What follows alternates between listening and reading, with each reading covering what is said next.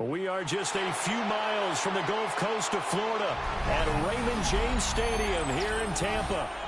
Coming up, we've got what should prove to be a good one, as it'll be the New Orleans Saints taking on the Tampa Bay Buccaneers.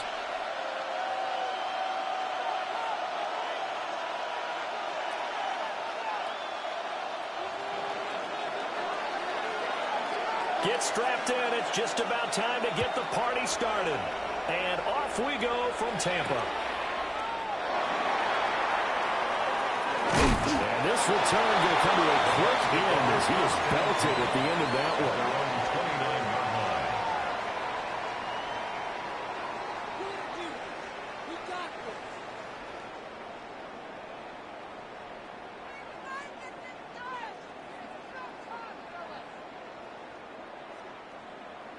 Alert, alert! Alert, alert! Kings! On the first snap, here's Mayfield. He'll find his rookie wideout from Ohio State here. And he'll be taken down, but not before they work it across midfield. 23 yards, the final tally. And on this first drive, looks like they want to get that vertical passing game going early. And they did, and what a warning shot they just fired. If you're not going to back up and play coverage deep, we're going to attack you all game long. And once you adjust to that and you start to back off, then that opens things up underneath. A really nice start for them. Great way to get the game going. And this is incomplete. How about that? Red man coverage and decided to test them early. But it proved up to the task and forced the incompletion. Now a 2nd and 10.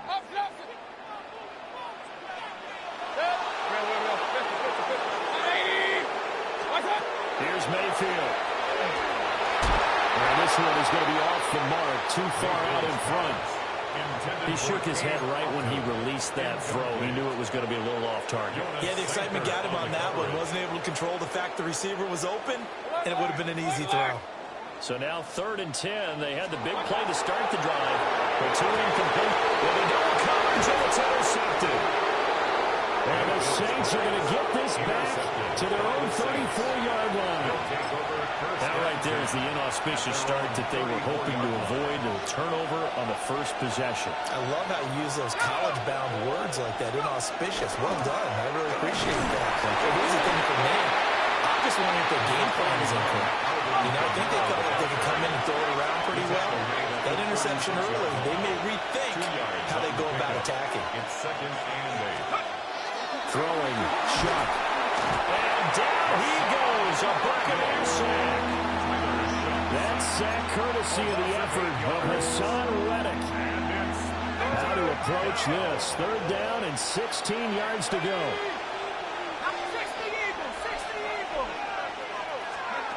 Here's Shuck. The guy's made complete. Look at the big man rumble. Touchdown, New Orleans. Taysom Hill, 71 yards. And the Saints are on the board first here on the road in Tampa. When they drew that up, I don't think they envisioned it ending in a house call, but he got it and took it all the way home. Really impressive run after the catch, wasn't it? That was really special by him. But let's face it, in today's NFL, those tight ends are often former wide receivers or maybe even sometimes bigger running backs. They just put them in a position to get a great matchup and make plays like that.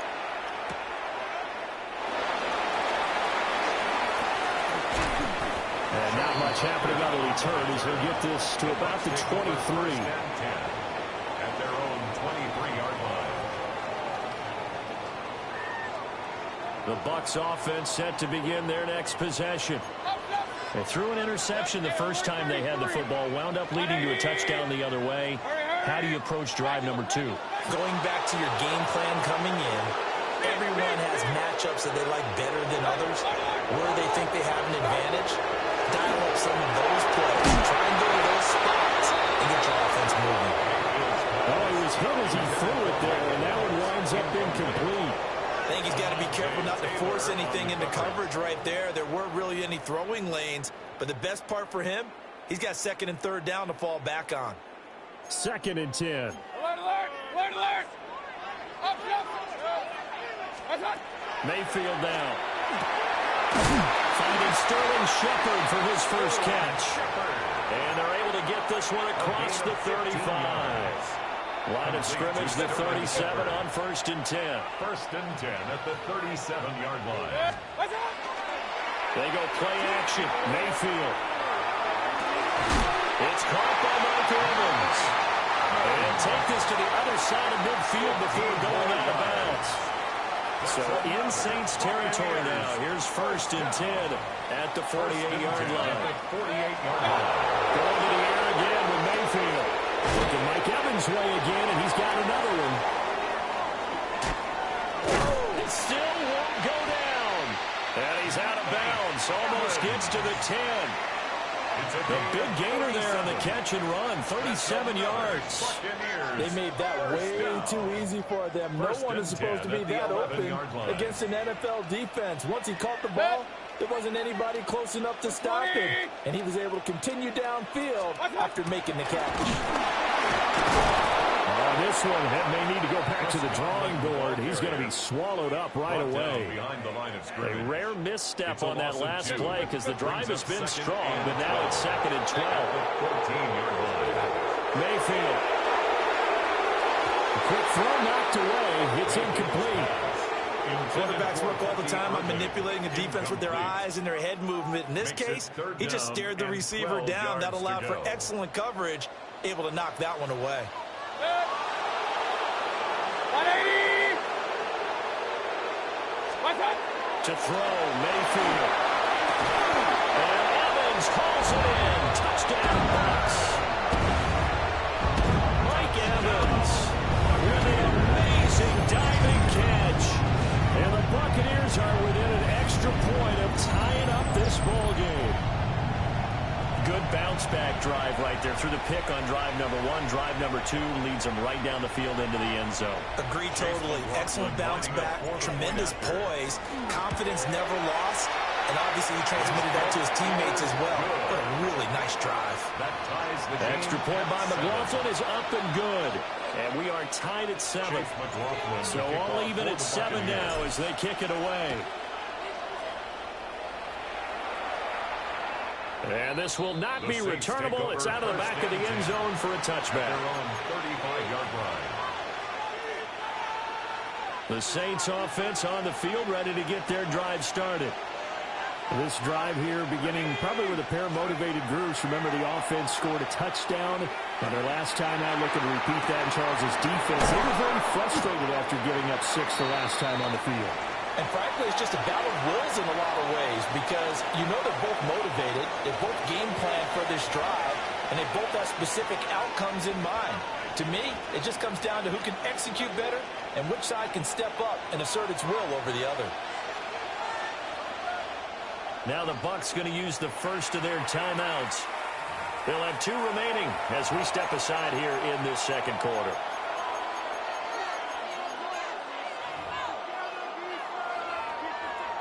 Second and a couple.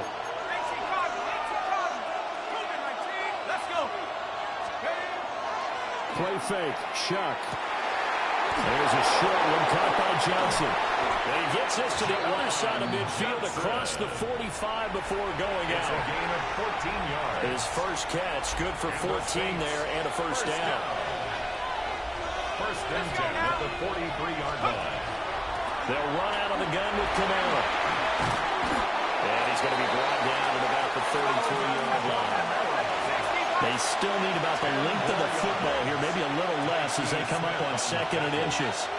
10 yards on the pick. To throw is Shuck. 2nd and inches. Poor throw there, and it's intercepted. Picked up by Jamel Dean. And the Buccaneers are going to take over at their own 30-yard line. And maybe he telegraphed it a little bit right there. You've got a quarterback knowing that he's going against a rookie quarterback. He stepped in and picked it. You think he had a great week of preparation, looking forward to this opportunity? And the second part of that is, when you're a young quarterback, you are going to stare down targets, but oftentimes your playbook hasn't expanded to give you full field reads as well.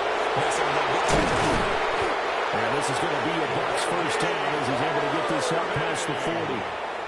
Nothing too fancy, just a carry up the middle, but a successful carry up the middle against this 3-4 defense. And to be able to do that, what do you have to control? The nose guard, right? Got to be able to move him. Otherwise, you're not getting anything up the middle. Nice job by the center.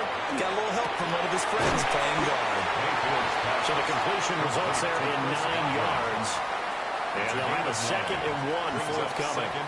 They don't need to run another play here before the 2-minute warning. Let's see if they do it anyway. Mayfield to throw it. Looking for Garwood again. He's got him once more. And this is going to be another first down as the tackle's made at the Saints 30. A good pick up there at 20 yards. At the 30-yard line.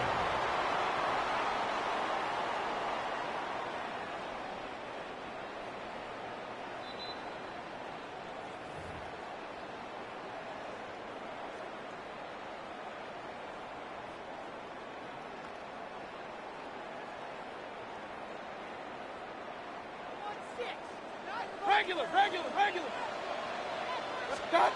Mayfield looks to throw. Under pressure, and he will go down. Sacked back at the 38. Loss of 7. No surprise there. Chase Young wrecks that play with a sack. 38-yard line. So 2nd and long, and got to be careful not to fall out of field goal range.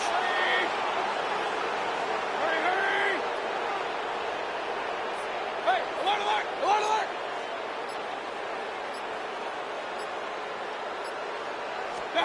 Now Mayfield. And that is incomplete. A lot of force bearing down on him there. He could not hang on. It's 3rd down. Brings up 3rd down and 17. An incomplete pass on that last play, and that means they'll need to come up with something here on 3rd down. From the shotgun, it's Mayfield. Working through the field, and he's got a man complete. And finally, down he goes as they work it inside the 10 to the 7.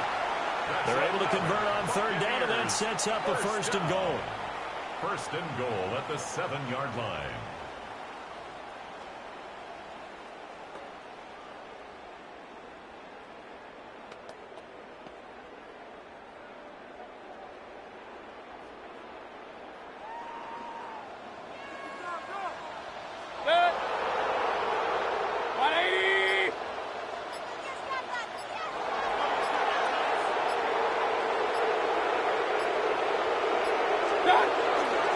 Here's White.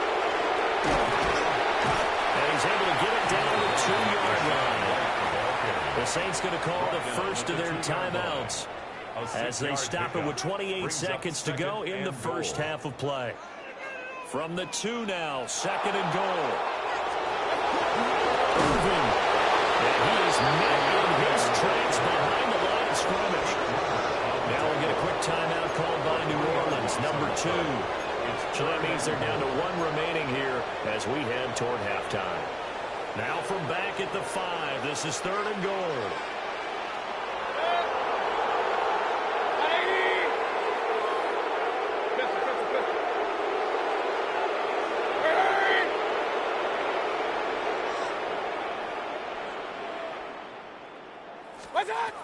Throwing, Mayfield. That's right. And he's into the end zone for a Tampa Bay touchdown. Baker Mayfield taking it in from 4 yards out. And the Buccaneers will take the lead here in the final minute of the first half. If you're going to play quarterback in the NFL, you've got to have great vision, and you've got to remain calm when things break down in the pocket. Both of those traits are on display there. He surveys the situation, sees the middle of the field open, so he's just going to step up and take it himself. Very well done there. Following the touchdown, here's McLaughlin to kick off. And that is over the back line of the end zone. It's a touchback, and they'll bring this up to the 35-yard line. Getting set for their next drive, the New Orleans offense. And with time quickly fading here in the second quarter, not sure how aggressively, offensively they want to play this. I think we'll find out just how much they trust their guys in this situation if they decide to take a shot. 13 Now the Saints will use their third and final timeout as they'll stop it with 17 seconds to go in this first half of action. 48-yard line. From the gun, Shuck. He's going to air one out. And his early struggles continue. Here's another one intercepted. Picked by Antoine Winfield Jr. And the Bucs will take over here just shy of the 30. Well, Charles, so close to halftime there. You throw the interception. Not only that, you do give it to them in plus territory as well. Yeah, they were pushing real hard to try to get something more on the board on their side of the ledger right before the half. Looking at it with 20/20 hindsight, though, it would have been better to hand it off a few times, hoping to get something to break instead of putting the ball in the air and, of course, putting the ball in jeopardy. And with just 1 second remaining in the first half, they'll call the timeout. No sense risking anything there on first down. Even though he's still in the pocket, he had a receiver out to his side, so just put that in a spot where the only people who could make a play on it are the trainers and the coaches. Well done. Here's 2nd and 10. Final play of the half, Mayfield. Airing this one out for Evans. And he knocks the ball away, and it falls incomplete. So we've hit intermission. It's halftime. This is the NFL, and it's a presentation of EA Sports.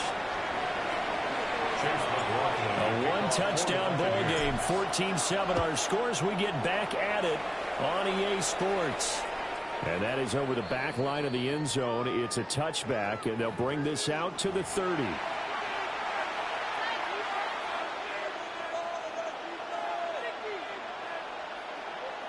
The Saints offense on the field, ready to get their drive started. And they do trail, but they have a chance to possess the football first to try and do something about it. And that certainly makes it something of an important drive for them, because is it going to win the game? No, but you have to do something to bring some life to your sideline. Now they'll change things up. Brings up 2nd and 9 at the 36-yard line. Play action now. Shuck. It's incomplete. Took a shot, couldn't connect. That's some good closing speed there defensively, because that looked open for a minute. That's great work with the ball in the air. Never gave up, converged on his man, and broke the play up. From the shotgun, it's Shuck. And he takes a shot on the release as this will be incomplete. And so many times we look at the opening drive of the third quarter as a tone setter, and many coaches do emphasize it. And that's a strong performance there defensively to force incompletion and, more importantly, force a quick punting situation. Shuck to throw for it on 4th. A hit as he throws, and this is going to be incomplete. Boy, a curious decision to go for it. Doesn't pan out. And the Bucs are going to take over with excellent field position to boot. He completes it to Evans. And they'll wind up getting this one all the way down inside the 20. An excellent pickup of 20 yards. If you're going to blitz, likely going to leave you in man coverage with this guy, and that is less than ideal. It is, because just about any offense that has an elite receiver, if you blitz and have him in man coverage, you're going to him, even if he has an elite defender on him, because he usually knows where the ball is before the defender does.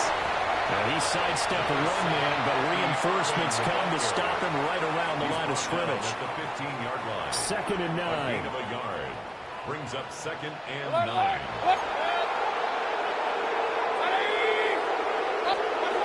From the gun, Mayfield. He's going to be sacked. Back at the 23-yard line. By Chase Young. Chase Young, A 7-yard loss. able to get in Brings there up for his 3rd second down. sack of the afternoon. And you get the feeling, Charles, yeah, he's got the 2 sacks now, but he may get more here. We've still got a quarter and then some to go. And the way that he is playing this game, it reminds me of one of the best guys. And he's into the end zone. Touchdown, Buccaneers. Mike Evans, his 2nd touchdown of the afternoon. And the Bucs have taken a 2-touchdown lead now. Extra point on the Dolphin is up and good. score. And it's now 21-7. Saints 7. Following the touchdown, here's McLaughlin to kick off. And that one not returnable, not by a long stretch, over the back line of the end zone, so that's going to be spotted up at the 35-yard line. Getting set for their next drive, the New Orleans offense. Charles, we know that this offense is aggressive. We saw that last drive. They went for it on fourth down, didn't get it. Then they give up the touchdown, so now you feel like they really need to respond here. They certainly do, but let's face it, sometimes when you take that risk, you understand if you fail, a little more onus goes back on your ball club to try and pick themselves back up. First down, Saints. From the midfield strike, they'll look to throw. And he's going to be intercepted for the third time thus far. And the Buccaneers are going to take over at their own 41. Shuts pass. Intercepted. The Bucs take over first and 10 at their own. The Buccaneers in good field position here to start out first and 10 at the 41-yard line. The Browns opening to start the drive. They'll be putting on a stop in his tracks, giving a yard up to the 42. From the 42-yard line, here's the 2nd and 8. Brings up 2nd and 8. He'll stay on the ground with Irvin. And he's going to ball his way forward to the 48. It's a gain of 6, moves him to a manageable 3rd and 2 situation. They'll come to the line, needing only 2 yards to gain the first here. They'll try and run here with Irvin. Well, that one going nowhere from the start as he's met in the backfield and goes backwards. That'll back him up 2 yards and also bring up 4th. Pistol. Set. 180. Kings. What's that? They're indeed going. It's Mayfield. And he'll go down, and that will do it for the third quarter of action. So a moment to catch our collective breath after the 4th down conversion. You are watching the NFL on EA Sports.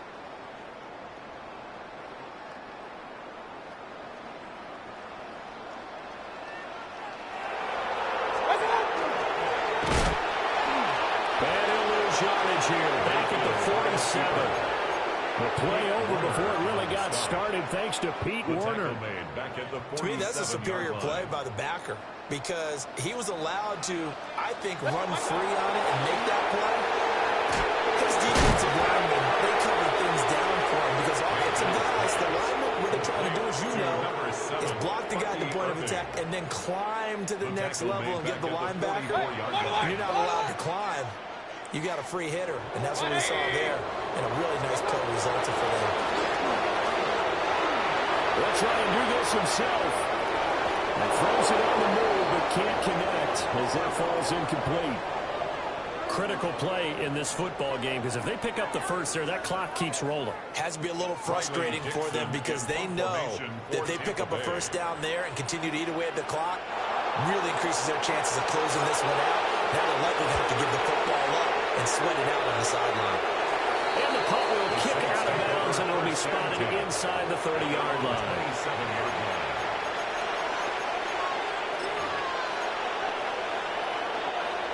The Saints offense on the field ready to get their drive started. Their defense was able to force the punt. That's the good news, but this is still a 2-score game, and they need points on this drive and in a relatively quick manner. So another incompletion there. He's hitting on fewer than half his pass attempts in this one, and that is not a winning formula. Yes, let's make sure we give a little bit of credit to the defense here. They're giving him a lot to think about, a lot of different looks, and he seems a little bit confused trying to complete passes. Oh, the Buccaneer pressure too much. Down he goes. The Saints going to call the first of their timeouts. And as the two teams talking over on their respective sidelines, we take a break.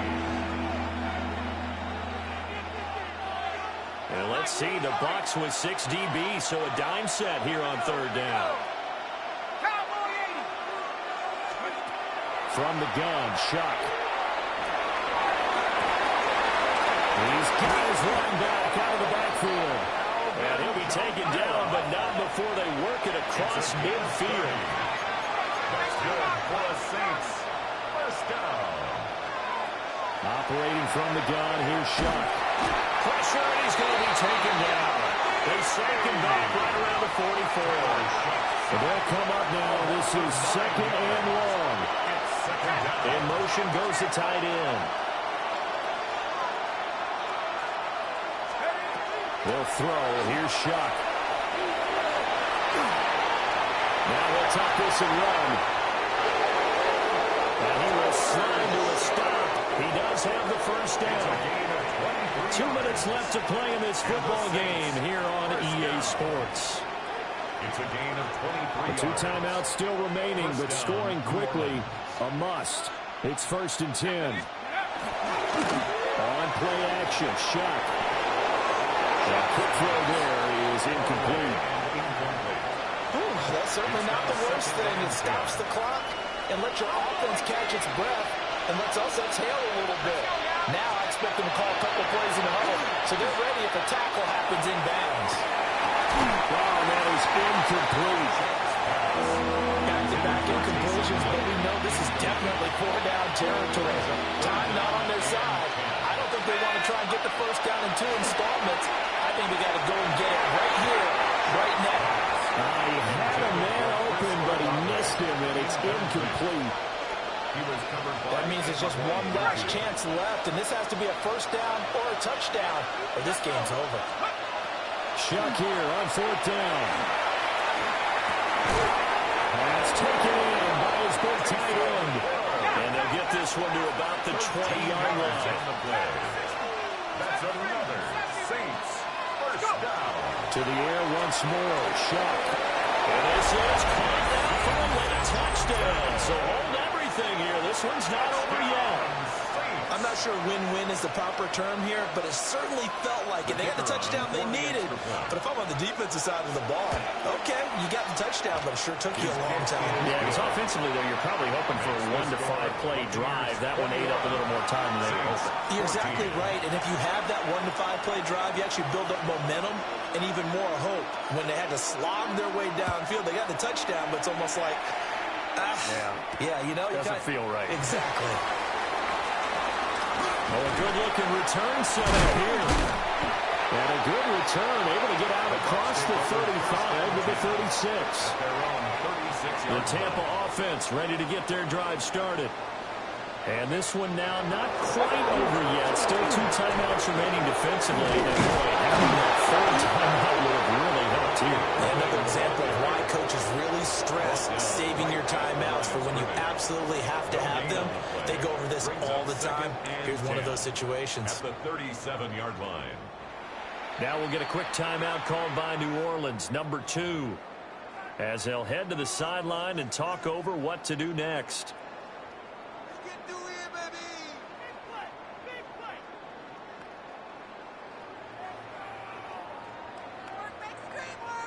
Another running situation on the doorstep as they come up 2nd and 10.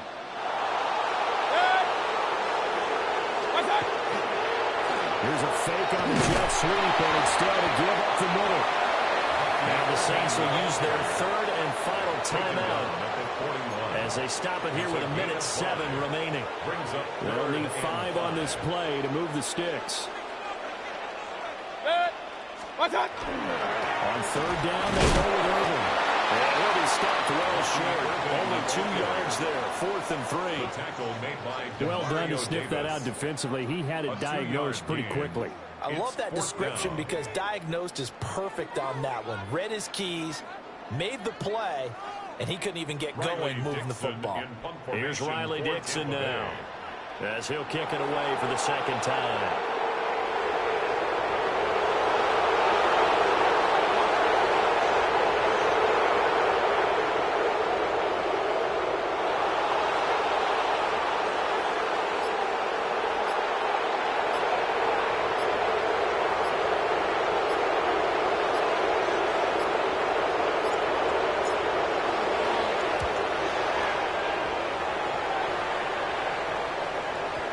And he couldn't get it to check off. That kicks it all the way into the end zone for a touchback.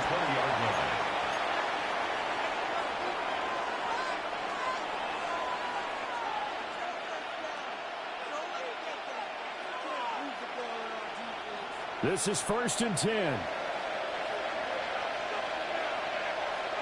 we go, shot.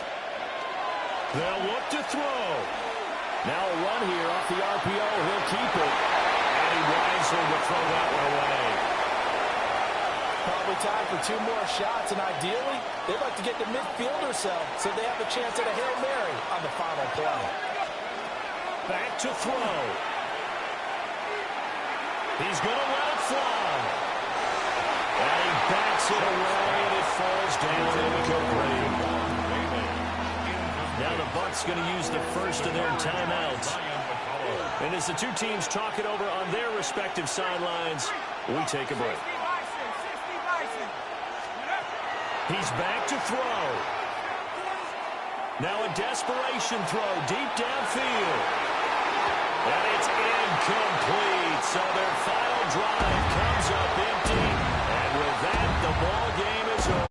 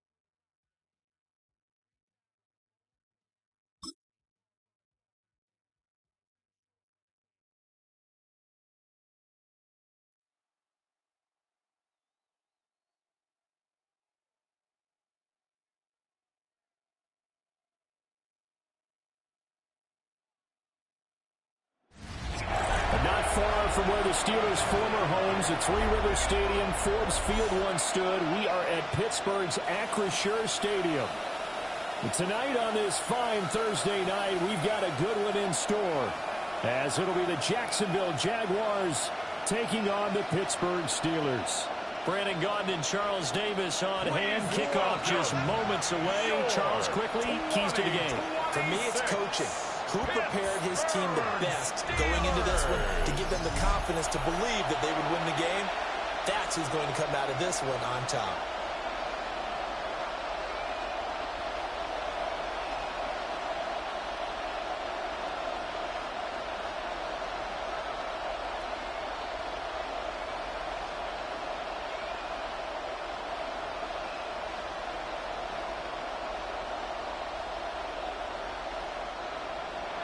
Just about set for a start. Happy to have you with us, and we are underway here on Thursday Night Primetime. And they will ring them down a couple yards shy of the 30. So here are the Steelers now to take over for the first time. Under center is a 6'2", 225-pound signal caller, Aaron Rodgers. There have been very few quarterbacks in the NFL who have been as consistent throughout their career as Aaron Rodgers.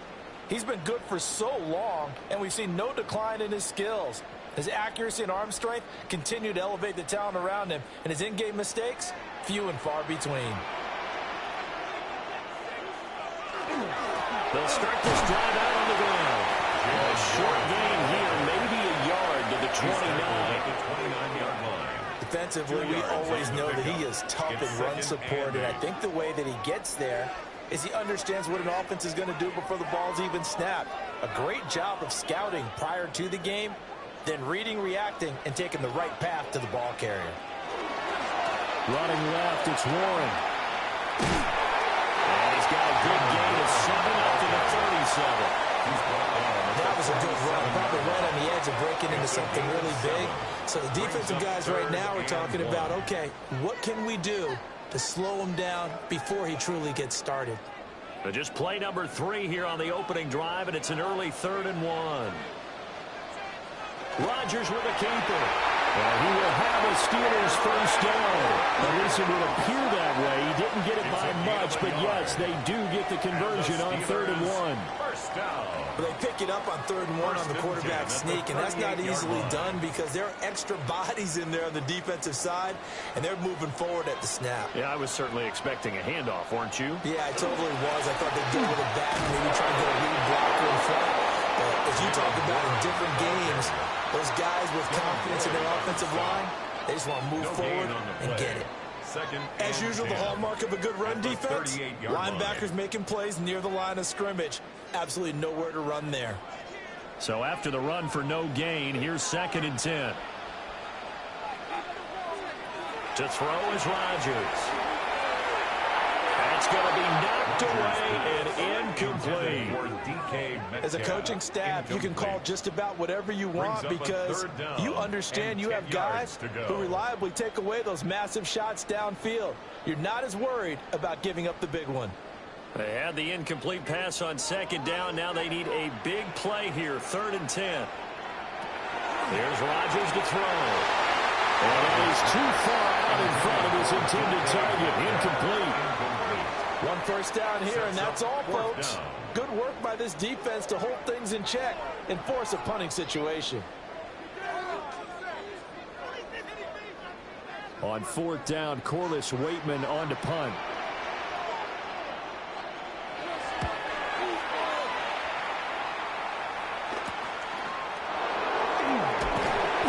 It's a 40-yard punt, 6 yards on the return. And the Jaguars go on offense, first down and 10. So out comes this offense to take over for the first time. They're led by the #1 overall pick in the 2021 draft, Trevor Lawrence. And you want to talk about enormous expectations being placed on a quarterback. How about what Trevor Lawrence faced coming out of college? But the good thing for him, he's used to it. He had the same type of expectations leaving high school and going to Clemson. They always expect him to be a franchise savior with every team he joins. And to his credit, he shouldered those expectations and doing everything in his power to follow through. Cameron Hayward in on the the tackle.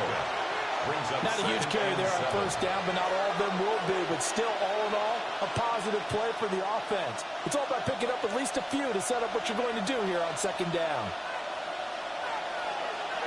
Looking to throw, Lawrence. A short throw there to Strange. That one a first down pickup of 8. I got a kick out of that one, partner. You and I talk often about trying to hide receivers in certain situations, but a guy of his size can't really hide him. But the tight end drag route, definitely an effective way to sneak him across the formation for an easy completion and a first down. On first and 10, it's ETN. And a 6-yard gain gets him right around the 43. A quick burst there, and he nicely bit off a pretty decent gain. Brings up second and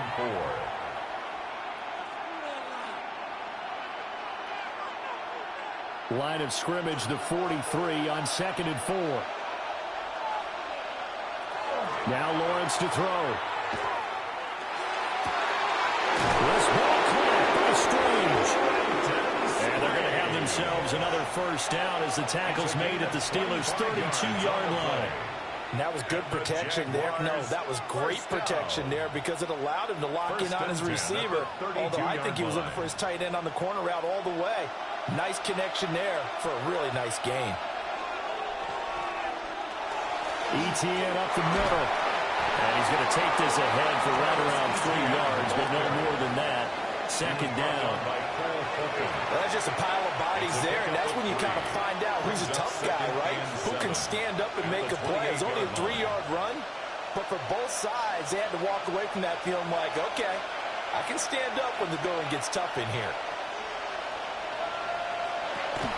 On second down, ETN once more. And still about 3 yards shy of it first as the 4-yard pickup brings it to third down. Some of the most unselfish players on any football team, defensive tackles, because we ask them to just eat up blocks and allow other people to make tackles. But when he can make a play himself, as we just saw there, that's a big day. From the gun on third down, Lawrence.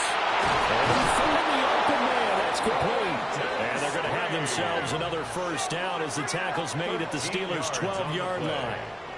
They give him 13 yards there on the play and a fresh set of downs. First and 10. Well, that's not just his first, not his second, already his third completion here on the opening drive. And I think it's safe to say that getting him the ball in this game, one of their top priorities.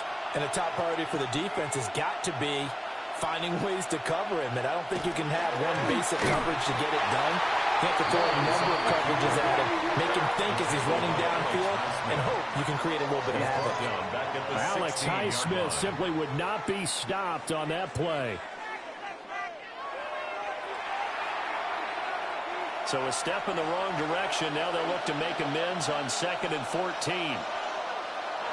Here's Lawrence to throw. That one thrown across his body, and it's incomplete. It's been a good opening drive offensively thus far, but you know they don't want to waste it and settle for a field goal attempt after that incompletion. So this is a big play coming up here on third down. An incomplete pass on that last play, and that means they'll need to come up with something here on third down. Lawrence. He'll try and do this himself. And he takes it in. Touchdown, Jacksonville. Trevor Lawrence, a 16-yard touchdown run. And the Jags will claim the early lead as they're on the board first here tonight. An ideal start for them, really. You force the punt, and then you go down and score. And you've got to see a fist pump on the sideline from the head coach, don't you? Because he's turned into his bench, and he's telling his team, this is how we prepare. Force the punt, go downfield and score. I told you guys, it's just like a boxer in the gym preparing for the fight. Now we get to turn it all loose. Now for the point after. And this is up and good. The score now 7-0 Jaguars. So that one a pretty time-consuming 10-play drive. And it was capped off by Trevor Lawrence taking it in himself.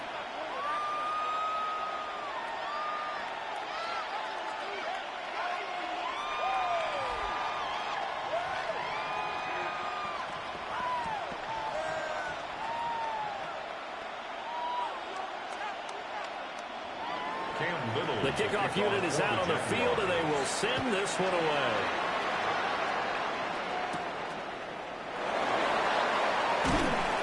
And out a little across the 25 to the 27. So Pittsburgh retakes the field for their second offensive possession. Defense got the better of them last series, forcing a punt. See if they make a few changes in the game plan here and try to get points out of this drive. 1st and 10.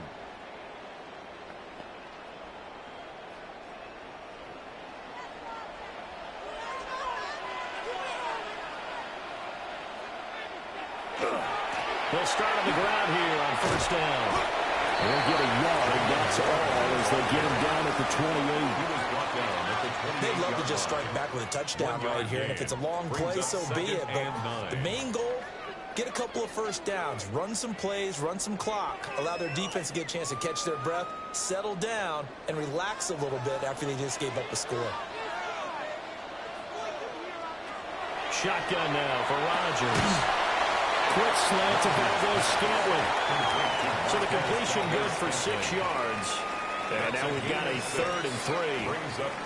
That was a nicely run slant route, and what the receiver's trying to do is make the defender think he's going upfield for a deeper route, and then breaks it off, usually after about 3 to 4 steps, and cuts towards the middle of the field. And now what he's trying to do is use his body to keep the defender away from the football and get the quarterback a really nice target. Oh, he had him. He was open, but he couldn't get it to him. It's incomplete. Every offense tells you they want to come out and start fast. That's not unusual at all. But this group, they've yet to get much rolling through their first 2 drives. It looks like they have to give up the football again after this one. 4th down, Corliss Waitman now on to punt.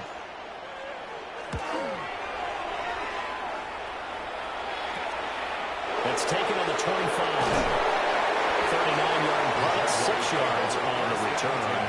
And it will be 1st and 10 as they take over. So time to see Jacksonville again on offense for the 2nd time here in this game.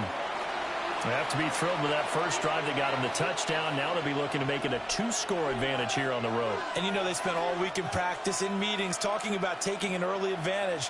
Being the road team, going up a score, that takes the crowd out of the game and puts some doubt in the minds of their opponents. They're coming out with a jumbo package to start the drive. Lawrence now off the bootleg. Good throw taken in by Lawrence. That'll go for a gain of 7. And it'll be 2nd down. And his play caller does a nice job of giving him an easy throw to start this drive, and he takes advantage of it. The completion sets up a manageable 2nd down. Here's 2nd and 3.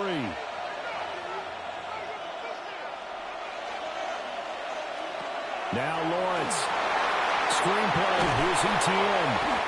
And this won't be enough to pick up the first. A gain of 2, 3rd and 1. Good reactions there defensively. That screen was a little slow in developing, and they shut that one down with little gain. A yard all they need, but it's 3rd down. Here's Lawrence. Working the middle of the field. He's got a man complete.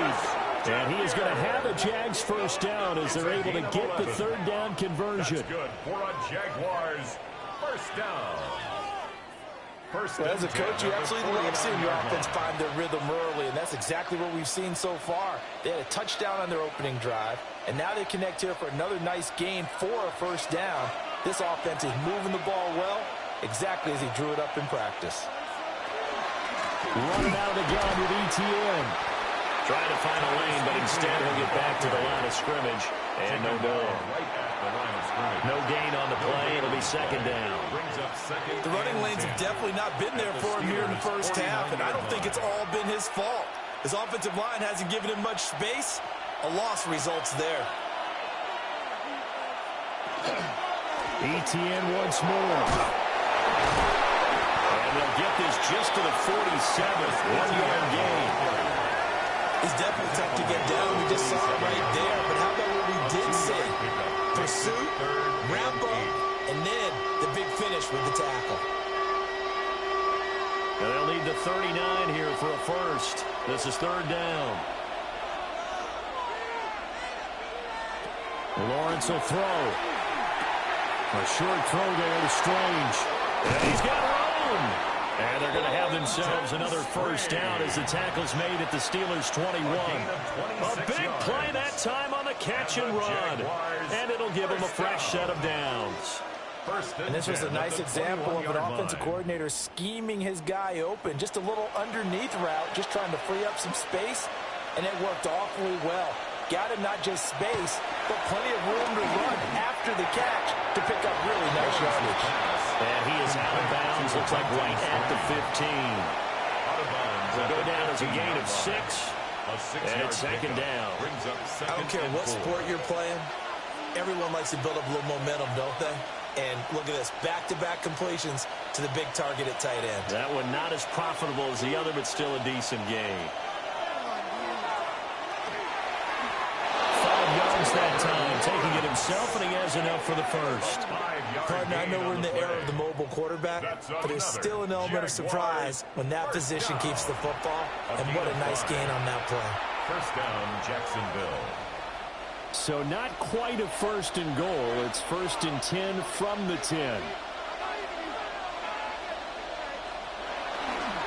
A shotgun snap and again to ETN. Now he is going to be stopped cold behind the line of scrimmage. T.J. Watt, always the disruptor, there to blow that play up. Sometimes you just sit back and marvel at what he can do defensively. Speed, strength, quickness, he's the whole package. And that package just wrapped up the runner for a loss. Now Lawrence. They'll try and set up the screen to Tootin. Only a yard there. Sniffed it well defensively, and it brings up third. And that's all about recognition right there, because he's got to go from pass rush mode to pursuit mode, what defensive line coaches like to call retracing. And he's able to retreat and make the tackle for just a short gain. Well, backed up here, tough spot, needing 11 yards to pick up the first. On third down, he'll drop to throw. And this is going to be intercepted. Picked up by Patrick Queen. And the Steelers are going to get the football here as the ball will come out to the 20. And the defense, Charles, they bit a little bit, but they did not break. And then on third and goal there, the huge interception. Think of the momentum they're carrying with them right now, Brandon, because in their mind, whether they want to admit it or not, they were conceding 3 points. Their goal was to keep them out of the end zone, not give up a touchdown. Instead, they give up nothing. What a big-time play and a big-time stop by them.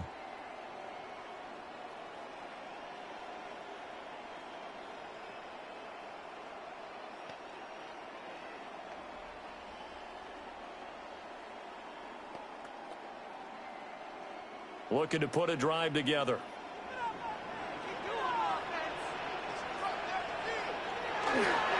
They'll start this drive out on the ground. And he stopped immediately there. Officially no gain on the play, and it's second down. No gain on the play. Well, we talk about defenders, specifically linebackers, keeping their eyes in the right spot. He had that eye down the entire time. And you know that's not easily done because they throw a lot of misdirection at you. They try and fool you and get your eyes in the wrong place. But you're right about that one. He correctly figured that one out and made a really nice play. Boy, that was certainly well read defensively. And the key to any screenplay is space to work. And there was none to be found there. And they tackle him for just a short gain.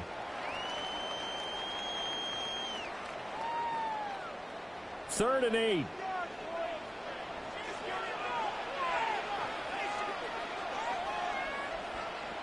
To throw, it's Rodgers. And that will be incomplete. Intended for Adam Thielen. Well, based on what we've seen so far, I don't think you can even call this an off day anymore, partner, because this group we're watching, they are totally out of rhythm, trying to get their game plan up and running. That 0 on the scoreboard is glaring down at them with every incompletion. On fourth down, the Steelers call on Corliss Waitman to punt. And he's getting a workout here in this first quarter as he gets it away. And taken right at the 35. A very good punt, but a 16-yard return.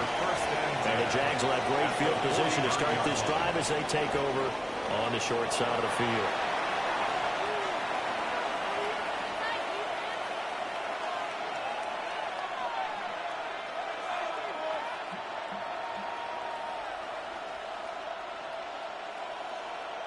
1st and 10 and kind of tipping their hand at running the ball. 3 tight ends are out there.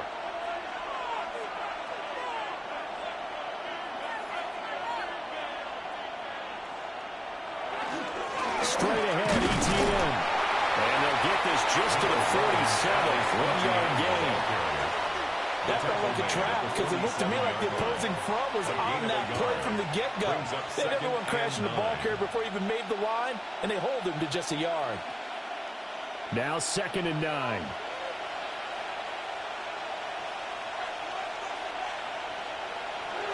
From the shotgun, Lawrence got his man complete over the middle. That's Thomas. And he is tackled inside the 40, not quite to the 35. 10 yards there, good enough for a Jags first down. And that's a more than acceptable read right there because it's zone coverage, so timing is everything. This time he waits for his man to come open, puts it right on him, and they pick up a first down. A handoff for ETN.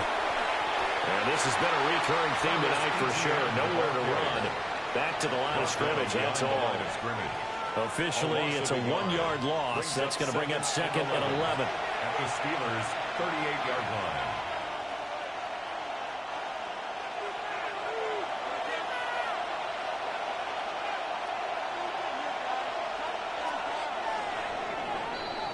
line. After 1, 7-0 on EA Sports.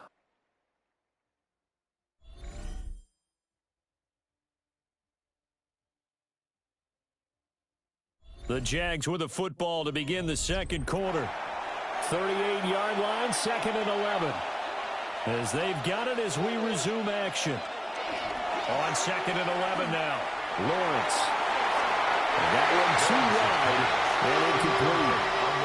I see the surprise in your face there, partner. That is a rare incompletion from him. He's been on point this entire game. He has percentage completion-wise way up. Not that time.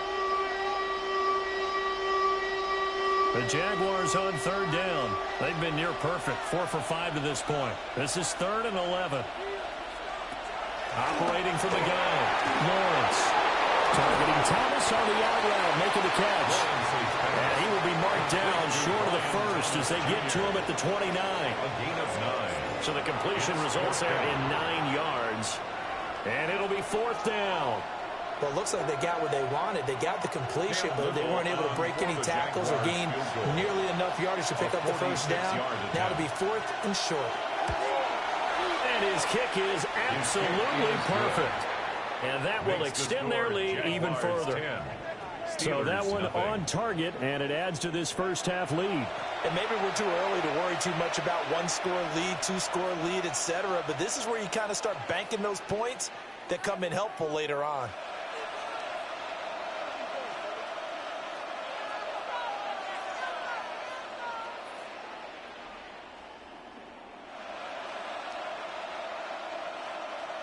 Here's the Jaguar kick team now as they run up and send this one away.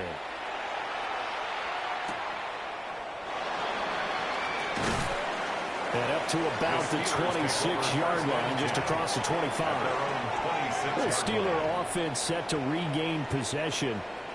They've shown precious little here offensively thus far as they try again with a first down now.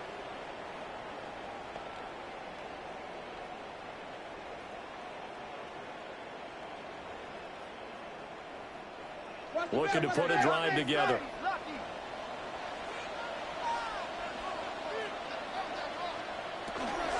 They'll start on the ground here on first down.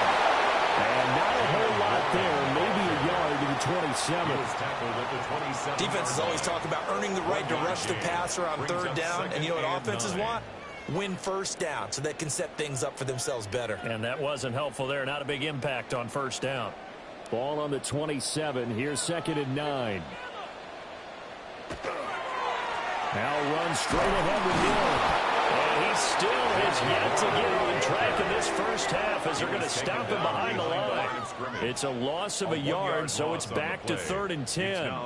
We think, Brandon, I like the intensity this defense is showing right here in these first few drives. They're not just holding the line because they're doing their job, but they're doing more than that, aren't they? They're getting a nice push into the offensive backfield. And a great example right there for the loss on the tackle. He's got his target. That's complete. And they're going to have this across midfield and inside the 45. 30 yards there. And, of course, the first down as well. First down. 1st and 10 at the 44-yard line.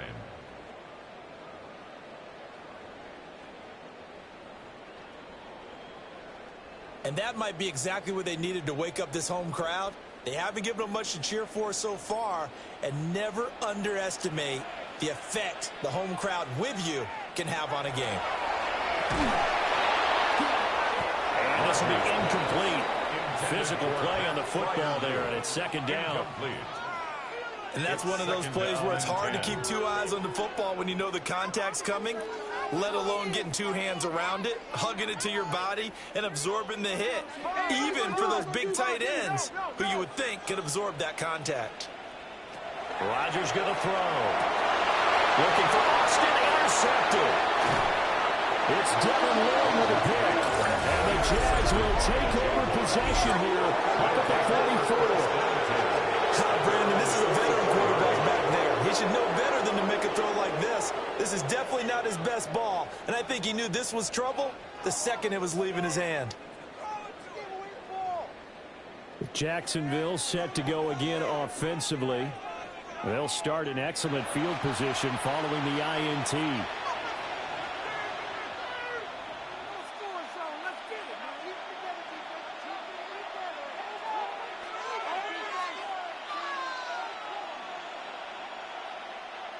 Lawrence bringing the Jaguars up 1st and 10 at their own 44. They'll look to ETN to start things out. And he fights forward for a modest 2-yard gain, 2nd down. They suspected that it was a power play up the middle coming at them, and boy, were they right. That defense got downhill in a hurry and limited them to just a couple on 1st down. This a 2nd and 8.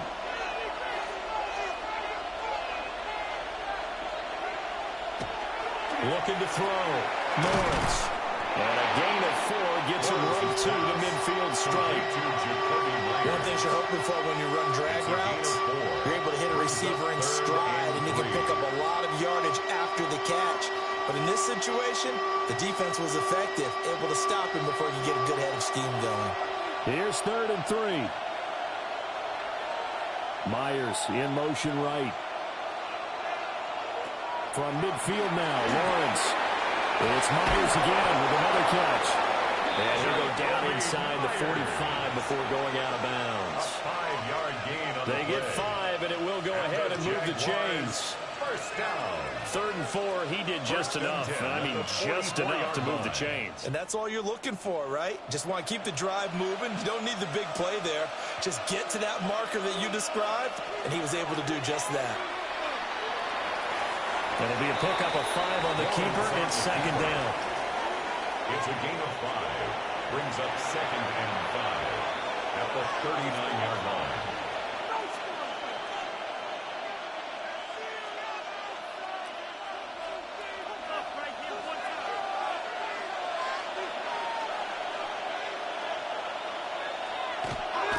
That's in the hands of Hunter on the jet sweep. And that is well read there defensively. He was looking to use his speed to get the edge, but they said no way. That's the danger, Charles, of running plays like this for your wide receiver. They can hit big or they can be duds. Yeah, you're exactly right about that, because if they're forced to try and go around defenders behind the line of scrimmage, sometimes you can give yardage in order to gain it. But in this case, they gave yardage and didn't get it back. And he will have a Jaguars first down as they're able to get the 3rd down conversion. 9 yards. That's good for a Jaguars first down. 1st and 10 at the 33-yard line. As an unbiased observer, I think it would have been interesting to see what they would have done if they hadn't gotten the first down there. But since they did, I guess the point is moot. Yeah, they're right there in that middle ground, field goal range, punt, go for it. But as you said, they picked it up. And he works his way free all the way down to the outskirts of the red zone. That one good for a gain of 13 for Jacksonville and a first down. Although his reputation as a speedy runner precedes him, it's always fun to watch him work. It is eye-opening, isn't it? Because when you see him get the ball and just go, in addition to that speed, it helps out his blockers. They don't have to hold blocks for long because he's just going to speed right past them. Just a couple yards there down to the 17. Brandon, one thing about blitzes, they really confuse offensive linemen at times, and what you have to do is lock in on the guy right in front of you. If you don't, you saw the end result. Defensive tackle ended up making the play. 2nd down and 8. From the shotgun, he'll look to throw. And he'll be taken down at the 2-yard line.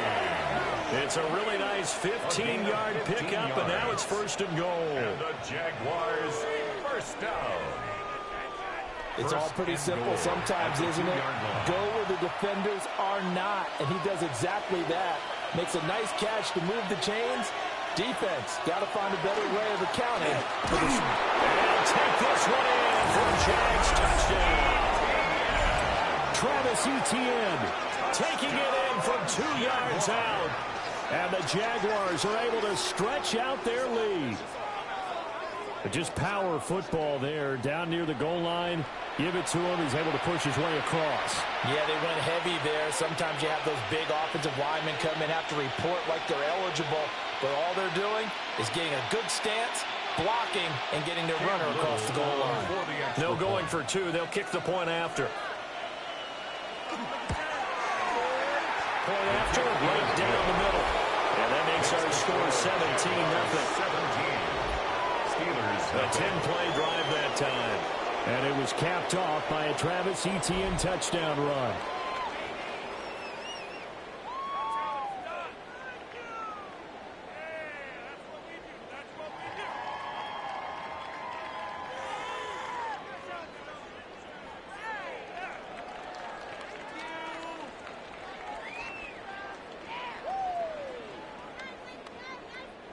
Cam Little. The kickoff team on the field now as they will send this one away.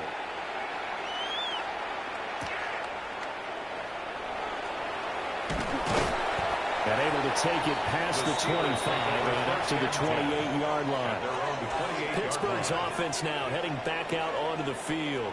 And we don't want to call this desperation time, especially in the second quarter, but you're You don't down. want to. I know, but let me finish. Okay, my bad. You're down 3 scores already. You've done nothing offensively, nothing on the scoreboard. That's not a good combination. I think you Now just you called can it. go. I think you just called it desperation time. I think did. you did. But let's face it. You mentioned this to me in a break earlier in the game. The energy level hasn't been there right from the start. We've noticed that they've got to find a way to get on their toes and start punching instead of retreating, to use a boxing analogy. Out to the flat. That's complete to his running back. He was unable to shake free there, and they'll cover him for a loss of a yard. Heck of a play there to get to him quickly and get him down for a loss. I think they did a really nice job getting ready for this game, scouting, watching film, and understanding defensively what the play design was. Now Rodgers. He finds Austin complete. Call it a gain of 6 on the play, and it brings up 3rd and 5 It's now. a gain of 6. Brings up 3rd and 5.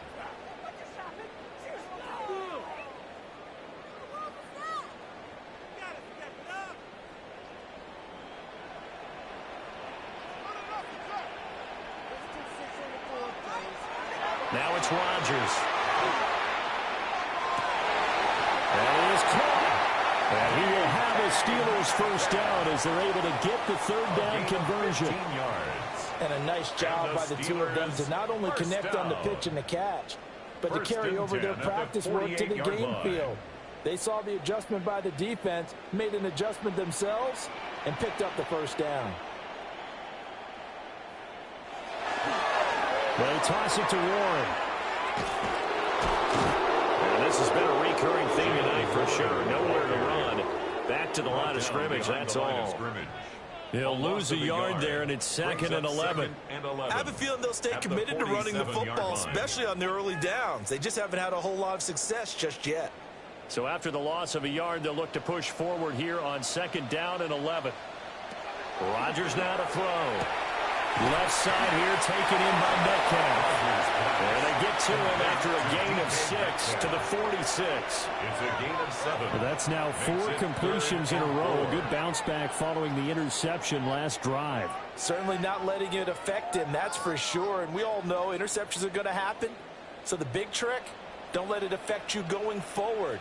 Most of the good quarterbacks, they just tell the ball boy, get that one out of the rotation, give me a fresh ball, and let's go. He's got his offense moving again. And he's going to have another first down as the tackle's made at the Jaguars' 22-yard line. A big play there on the catch and run.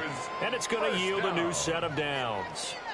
Now that's the kind of big play you'd like to see. This first half, it hasn't gone their way, and they could use a shot in the arm, something to perk them up a bit. And they get one here in the passing game. Now Rodgers. Catch made right side by Wilson. And so close, he gets it to the 1. Out of bounds right there. That's back-to-back plays of over 20 yards. Just picking up yardage in bunches here these last few plays. They have moved right down the field, and just like that, they're going to be set up with a 1st and goal. 2 big plays in succession. Not sure this D knows what hit him, but now they got to get ready. It's 1st and goal. Warren. And he'll actually lose a little bit of yardage here. Back to the 2. That's going to go as a loss of 2, and it'll be 2nd down. This defense is really thrown around in the first half. They've gotten to the ball carrier before they can really get started. Offense got to come up with something else in order to try and get this running game going.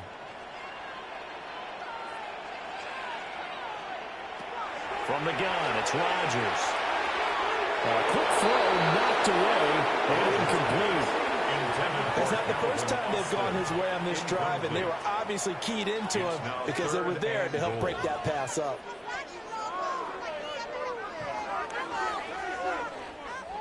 Right now, no questioning the toughness of this Jaguar defense. This is 3rd and goal. Here's Rodgers to throw. To the end zone, but it's incomplete. Jacksonville's pass defense holds serve. 4th down. Boy, such a good drive. You'd hate to have it end in 3. Do you think about going for it? Absolutely. I mean, the fact that they've moved the ball so well should lead you to the decision that maybe we should go for it right here.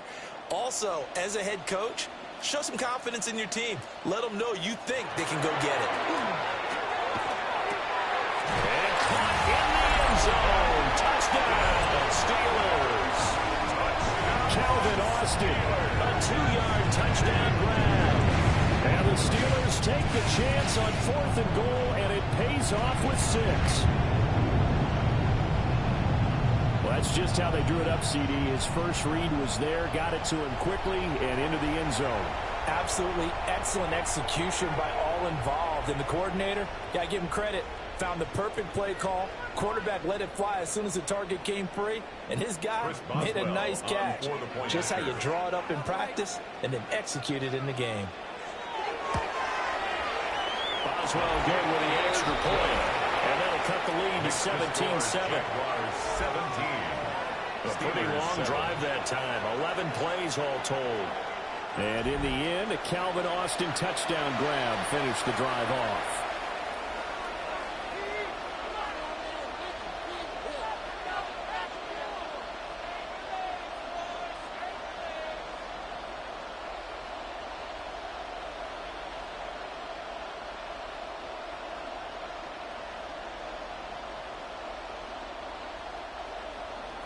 Boswell now to kick it away after the touchdown.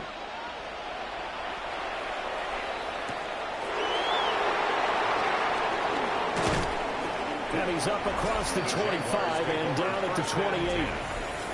Jacksonville back on offense and ready to take over. So both of these teams, Charles, coming off touchdowns now, but this offense, they just had to stand on the sideline, watch their opponent author a really impressive drive to reach the end zone.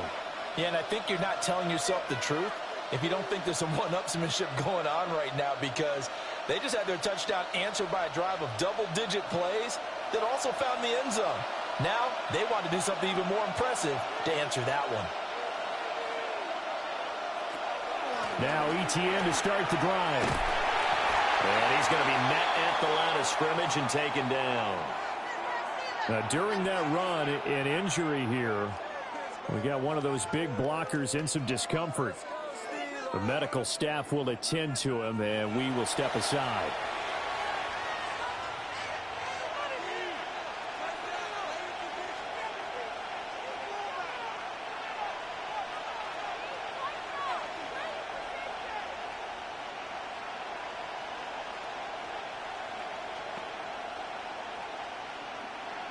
Officially nothing on that last run. They'll try again, 2nd and 10. In motion left goes Myers. Now Lawrence to throw. A quick throw there, but it's going to be incomplete. I can assure you, setting up a screen is much more difficult than it appears. It requires excellent timing from everyone on the offense, and a defense's #1 goal is to throw that timing off. The offense on 3rd down tonight, they've hit on 6 of their 8 tries. Very good. This is 3rd and 10. Looking to throw, Lawrence.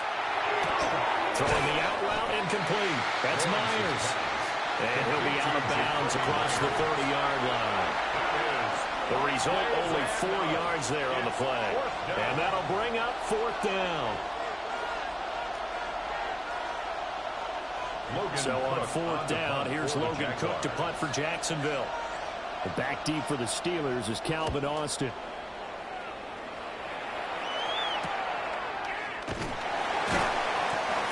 Yards on the punt, return of 4. And the Steelers will go on offense here, 1st and 10. And Pittsburgh getting set to take the field. A long drive last time out for this offense, Charles. If you remember, they started basically in the shadows of their own end zone, marched it down the field, and a lot of that was through the passing game. And, partner, as a former defensive back, I'm having almost a physical reaction watching what's happening right now, but let's give credit where it's due because they've done an excellent job moving the ball through the air. Secondary getting picked apart pass by pass. Obviously, they need to make some adjustments there on the back end. And because offensively, we know that they're not going to be shy about throwing that football. Brought down by Trayvon Walker on the pass rush.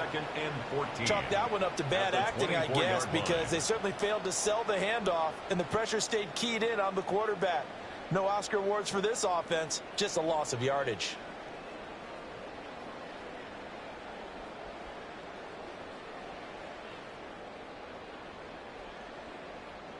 So after the sack, here's 2nd and 14.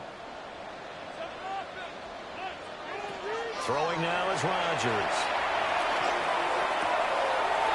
Short one there to Fryermuth. So they'll get 8 out of that completion. 3rd and 7 now. Let's not quibble about the gain there on 2nd down. That was a positive play because that was a take-what-you-can-get situation. Got out to the tight end. Now it gives them a much better opportunity to convert on 3rd down.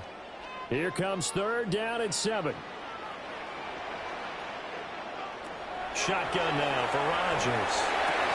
Able to find the open man. That's complete. And they're going to have this across midfield and inside the 45. It's a gain of 25. And they pick up 25 as they convert on 3rd. Steelers, 1st down. 1st and 10 at the 43-yard line.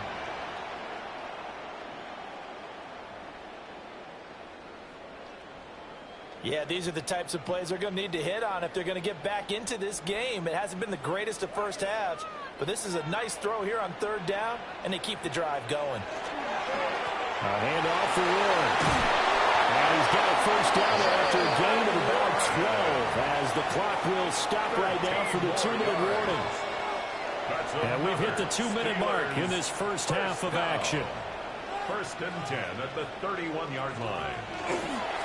Right back to him on 1st down. And he can only manage to get a couple. 2nd and 8 coming up. Well, any lane that might have been open there was closed pretty quickly, and that was because the defensive front, they won that battle at the point of attack at the line of scrimmage. They used great leverage, held their spot, and stacked him up. To throw is Rodgers. Complete to Austin here in the middle. And he's brought down, but not before he reaches the 8-yard line. The Jaguars going to go ahead and use their first timeout. And they'll be disappointed to have to burn one there after giving up the 1st down.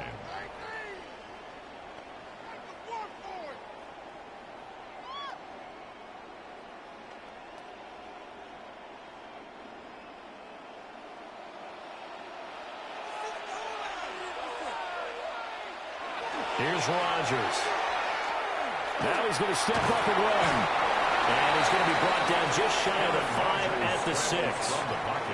Now the Jags will use the second of their timeouts as they'll head to the sideline and talk over what to do next. Goal at the Jaguars' 6-yard line.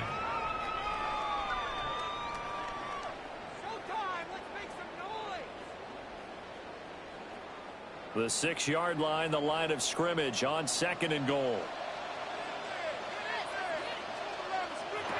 Throwing is Rodgers. And it's caught. And he takes this down to about the 2 before going out of bounds. That time the completion goes for 4 yards, and we're set up with a 3rd and goal. Great footwork there, Charles, to dot the I, stay in bounds, get both feet in. He's probably thinking, though, man, I made a catch like that close to the end zone. I should have scored. Yeah, there's always a regret when you're that close to the goal line. But let's go back to what you talked about before, getting his... And in for the Steelers touchdown.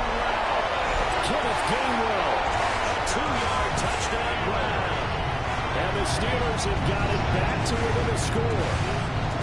As a former defender, I would be angry as well. Could not get off the field. Well-executed offensive drive. No matter what the defense tried, they couldn't stop them.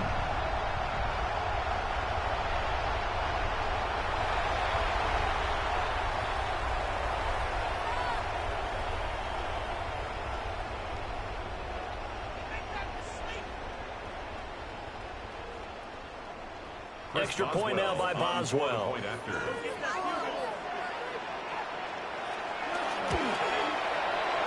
this is up and good to make it a 17-14 game. A good drive that time as they go 9 plays in all. And it ends with the Steelers finding the end zone.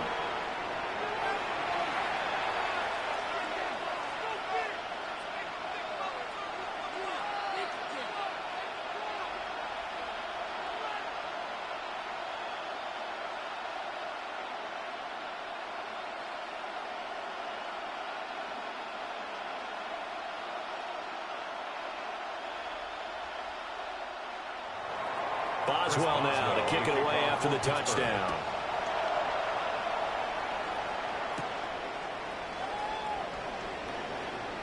Now a crease here as he's past the 30. And a very good starting field position as he's up just shy of the 40. The Jaguars offense and Trevor Lawrence getting set for this next drive. And he's done everything you could have asked for coming in. He's spread it around. He hasn't taken many chances. And he's potentially on his way to a big game throwing the football.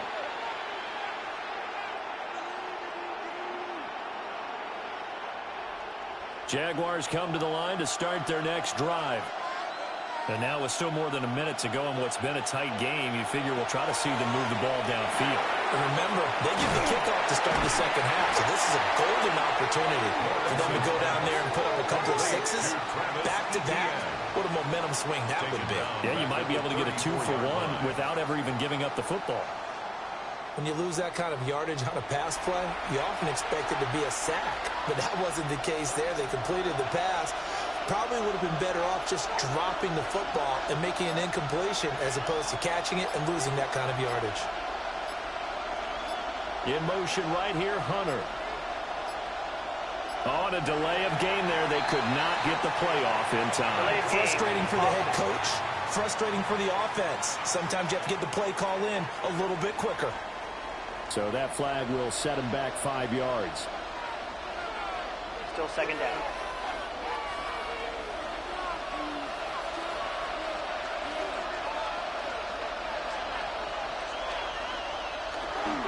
Here's a give to ETN. Nice little juke. And a pretty good run, all things considered. Probably would have liked that in the first quarter instead of right now as the clock continues to run. The Jaguars now will use the last of their timeouts as the clock will stop with 21 seconds to go here in the first half.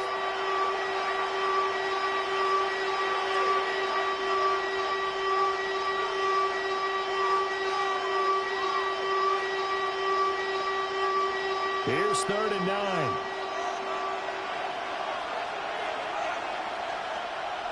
Here's Lawrence to throw. And that is incomplete. Down to 15 seconds now. Not only did he have a chance to scan the field there, it felt like he had a chance to scan it twice. The protection was that good. Unfortunately for him, the coverage downfield, equally good. On fourth down, on is Logan Cook to punt. 44 on his first punt, and this is a good kick as well. On the return, Austin. A 45-yard punt for there on the return. And control of the football, switching hands with very little time remaining until the half.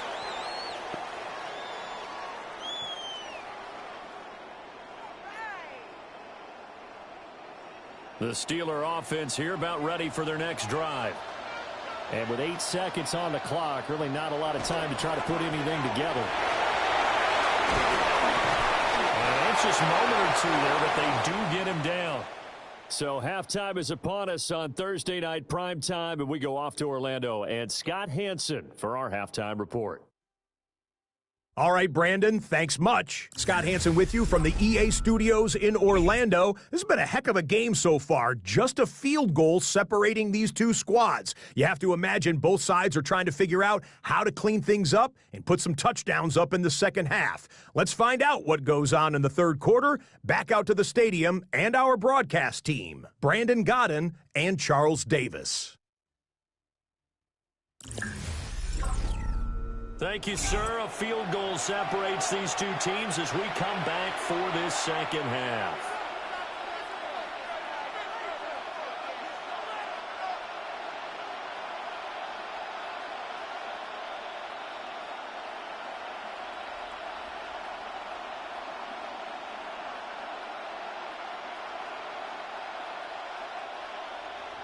A field goal the difference. 17-14 is the score. Back underway here now in this third quarter. And he brings us out past the 20 to the 24. Out come the Jaguars now as they'll go on offense first here in this third quarter.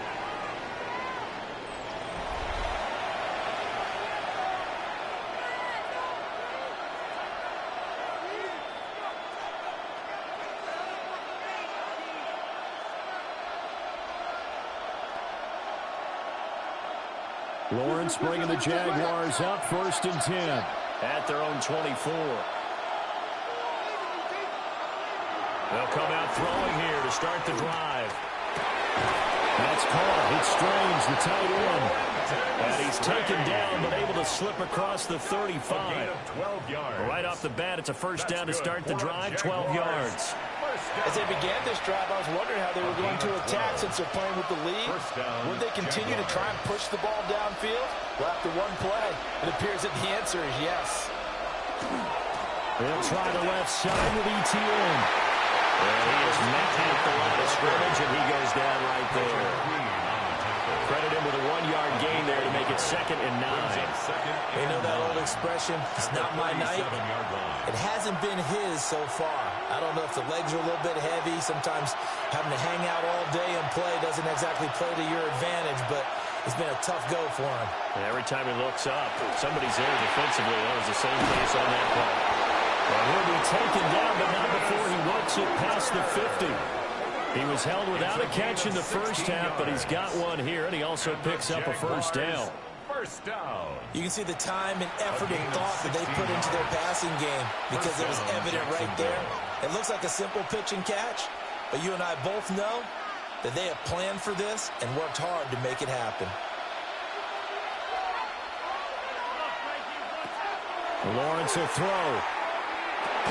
Thomas has got it. Complete. Give him a gain of 5 on the completion. And that will bring up 2nd down. A gain of 5 brings up 2nd and 5 at the 42-yard line.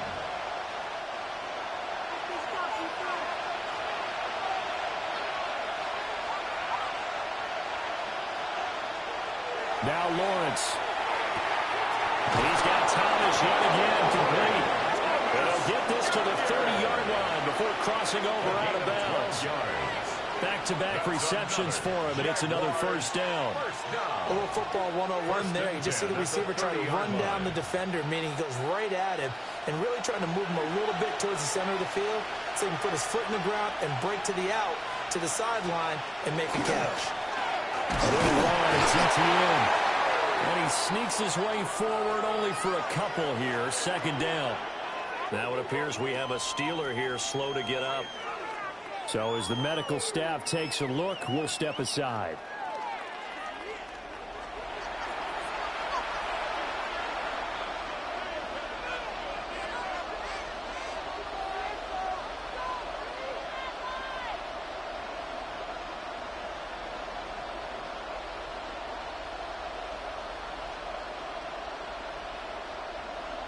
Second down, 8 to go from the 28.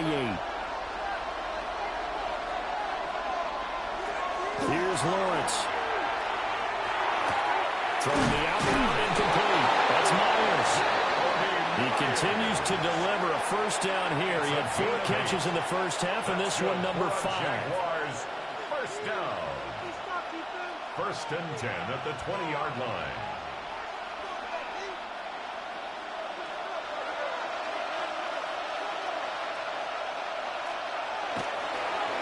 Handoff running left is ETN. He put up a good fight, but he's going to be taken down behind the line of scrimmage. He stayed afloat for a second there after the first wave of contact, but that was going nowhere. Yeah, what did he tell us in pregame? I just don't want to get my feet stopped initially when I'm trying to make a run.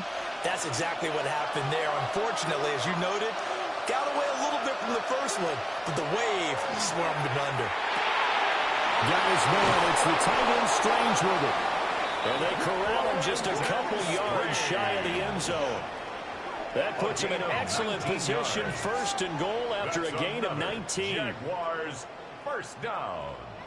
First and goal, Jacksonville. And I'll tell you what, this offense is playing a little bit of keep away right now. They've come out here in the third quarter, possessed the ball for quite a while, and they keep on converting. Nice pitch and catch there to set up the first and goal. ETN trying to get to the goal line, but he's going to be stopped just short at the 1. Stopped short of the goal Only line. a yard on the pickup there. Second and goal. Good work there, holding them out on first down, and this is going to be a battle down here on the goal line.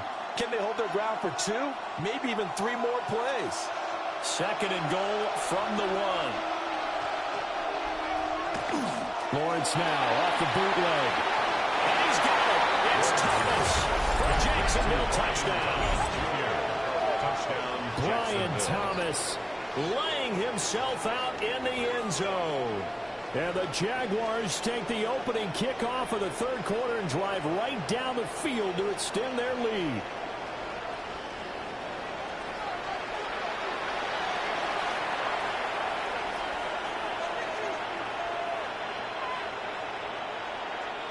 A try here for the extra point.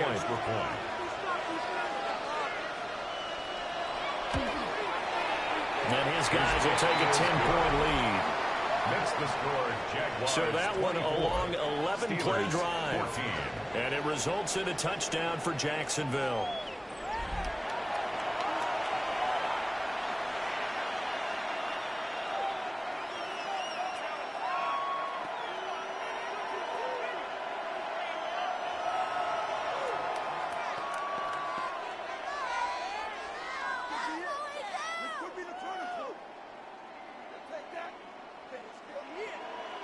Out is the kickoff unit as they run up and send this one away.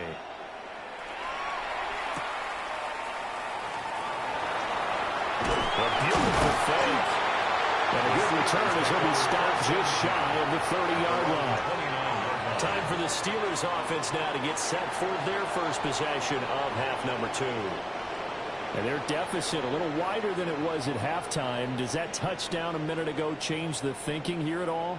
I think it does, at least a little bit, because now urgency has to start setting in. You can't go out there and go 3 and out and run the risk of falling behind substantially, but you have to do it without pressing, because pressing, that'll lead you into bigger errors. They'll start this drive out on the ground. And forget about finding a lane. He barely had time to look up before he was planted in the backfield. That tackle by Trayvon Walker. Nice play. He blows that up behind the line of scrimmage. I see a shake of the head as he gets up, and you've got to imagine he's thinking, guys, you got to help me out. He's hoping his team can read his thoughts because he definitely needs some assistance. And that falls to the ground, incomplete. A nice job of bodying him up defensively, and now it brings up third down. As his old brain remembers, when I see 5 wide receivers on the field as a defender, I know the ball's coming out hot. They expected it and got there and popped it free. This offense in desperate need of a conversion as they come up on third down. To throw, it's Rodgers. And this pass broken up. Excellent coverage there on third down, as that was not an easy one to hold on to. Looks like another empty possession offensively. And you're at that point of the game where you can't afford too many more of these. So this is going to require some heavy thinking on the sideline to figure out what they can do to crack this defense. Waitman now to punt as he sends this one away. This is fielded at the 27. 46 yards on the boot. The coverage holds him to just 3 on the return. And out will come the offense as they take over. Trevor Lawrence and the Jacksonville Jaguars back again. The returns on the last drive, pretty good. 7 for 7, touchdown pass. Probably take that, right? I would say so. I mean, when you're cutting them apart that way, feeling so accurate, so confident going downfield, and then able to culminate by putting it in the end zone, oh, yeah. He's feeling real good right now. Now he'll try to carry that over to this drive. And he'll maneuver his way forward for about 4. 2nd and 6. That's a really good gain right there. They pick up 5 yards halfway to a first down. The only problem now in the huddle, everyone's going to want to touch the football. Be a lot of chattering now because they've seen that they can move the line of scrimmage. Ball on the 35. Here comes 2nd and 5. Lawrence. Wide open receiver complete. And he'll be corralled out across midfield down to the 45. A gain of 19 yards to pick up there. Move the chains. Jaguars, first down. I'll tell you what, a lot of those mid-range throws have been available because sometimes teams get too concerned about the deep ball and they leave too much space in front of them. And these guys have been taking advantage so far.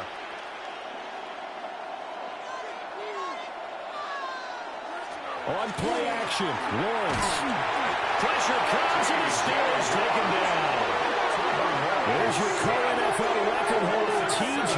Watt, doing what he does best, terrorizing quarterbacks. Well, remember, they had the nice gain on the previous play, but they just gave a lot of it back right there on that sack. Yeah, they get the sack, get back some real estate.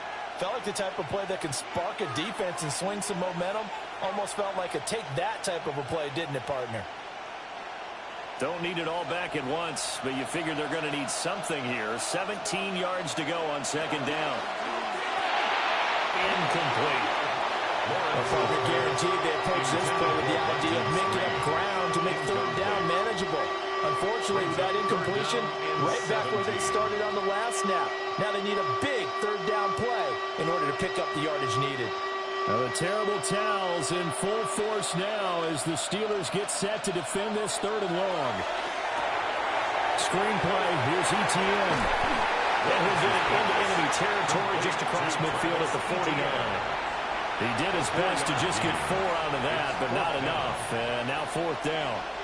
Boy, that one was well read defensively. And this is all about diagnosis as a safety and being decisive because he saw it setting up in front of him, able to knife through there and make the play. The Cook now on to punt as he gets this one away. And that one will skip out of bounds as the linesman will mark this thing right at the 15-yard line. And Pittsburgh getting set to take the field. And our game's hit a little bit of a lull here, a little bit of a snag. Punts on back-to-back drives. And old-school coaches don't necessarily mind that. Didn't turn it over, right? Didn't create a big play for the other team. Right now what you're looking for is can you gain an advantage in field position? And that's what both teams are seeking right now. Yeah, they're seeking to gain that advantage here on this drive. And he almost gets this to the 30, taken down about a yard shy. 43 yards rushing for him in the ball game now on 14 carries.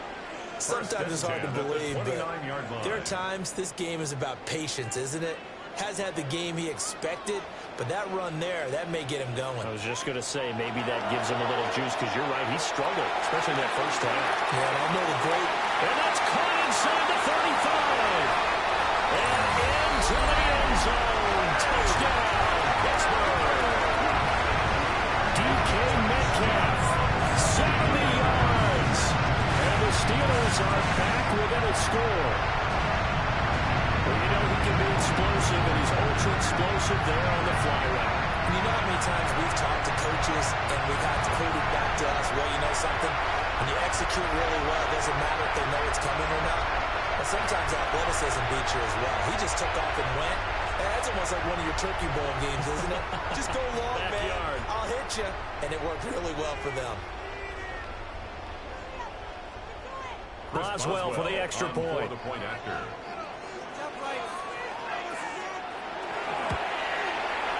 It's up and good, and this now becomes a 24-21 ball game.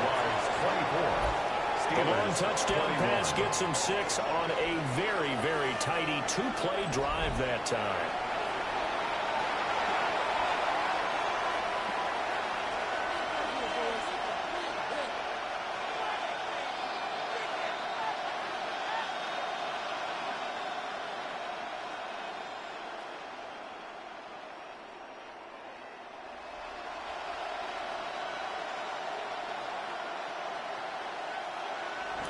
Boswell now to kick it away after the touchdown.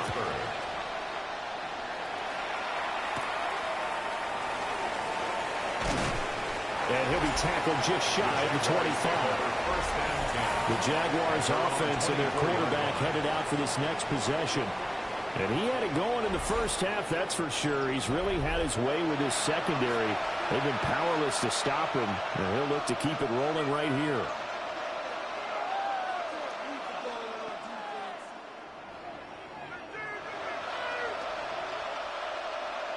The Jacksonville offense set to begin their next drive. Their lead down to a field goal now as they start with a 1st and 10. And this will be a gain of 5 as he gets it to the 30. Well, I think after that run, the defense getting back in the huddle and looking at each other and maybe starting to question their confidence a bit. They gave up a significant run, 6 yards, and now you're saying to yourself, how do we stop them, and do I have enough confidence to make a play? Lawrence with a quick throw outside. That's complete. And they get him down, but not before he takes it across the 40-yard line. 12 yards. The Jags picking up the first down there, a gain of 12. For many teams, the evaluation of tight ends has really changed. We used to wonder about how they would block first and foremost. Now we want to know how these guys can run, because we envision them in offenses catch the ball. How much yardage can they gain after that? And that on display there for a good pickup. He tries to keep the legs churning, but he's going to be stopped behind the line. I'll tell you what, this defense hasn't played its best, but they're still right in this football game. And if they keep making plays just like that, they're going to give their offense a chance. So the first down run lost a couple. Now they come up 2nd and 12. Now Lawrence. A short throw there to Strange. And a nice job to break free of one tackle, but it slowed his momentum somewhat, and he's taken down right after. Now, hang on here a second. Looks like a Jaguar in some obvious discomfort from that last play. Well, hopefully, obviously, nothing serious here. Medical staff, though, going to take a peek, and we'll take a break.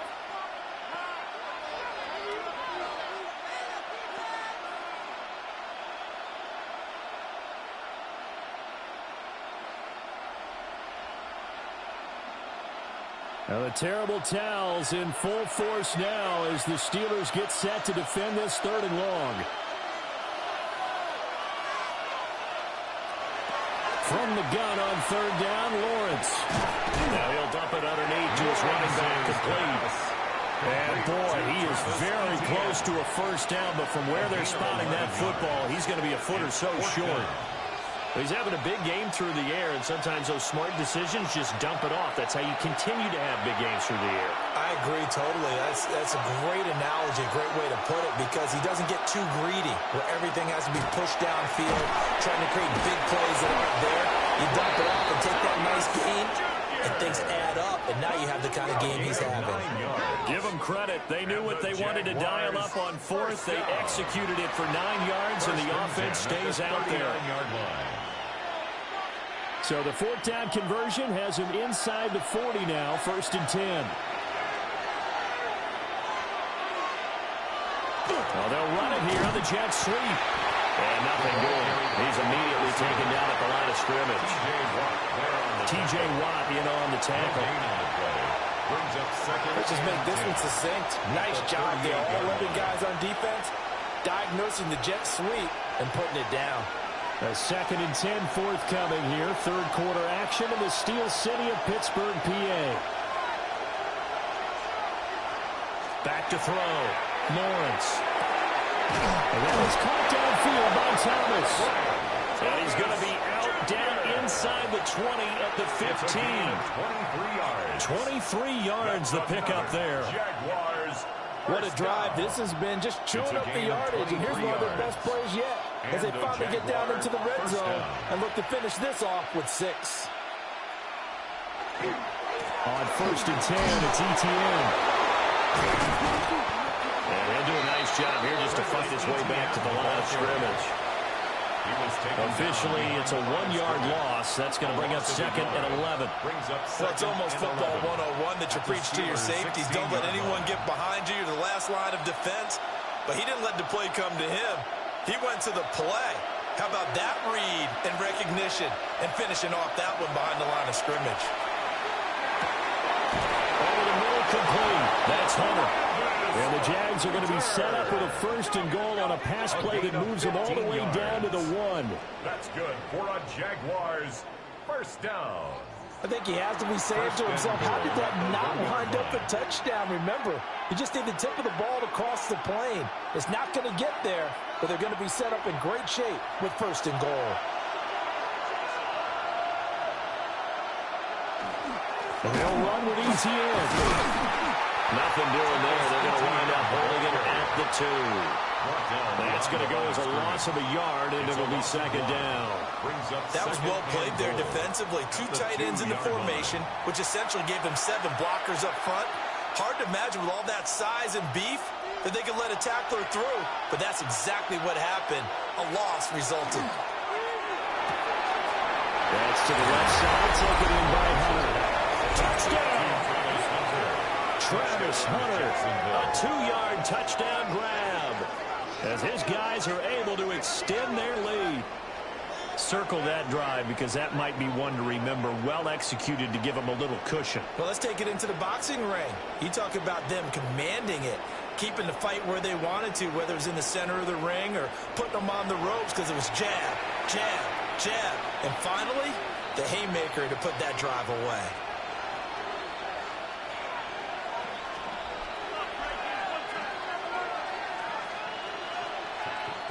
Now they'll line up to kick the extra point.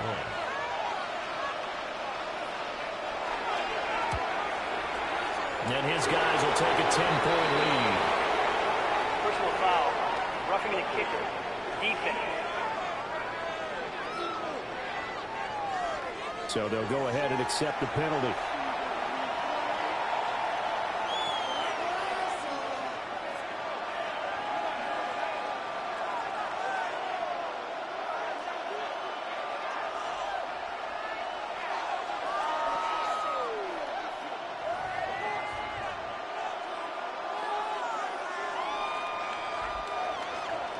After the roughing penalty on the PAT, they'll kick off from 15 yards further upfield. And that one not returnable. It's over the back line of the end zone, so that's going to be spotted up at the 30-yard line. The Steelers offense and DK Metcalf getting ready to go back to work. And he was pretty much unguardable in that first half. You see the numbers there as they try to add to him here in this third quarter.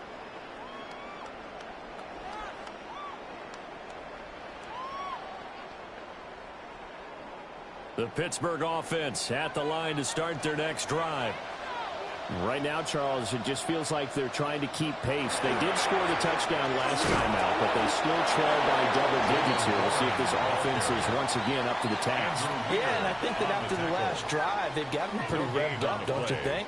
Everything they were doing was working pretty well. They go back out there with the same mindset, play at the same tempo and the same pace. Still a lot of time left to make something happen in this one.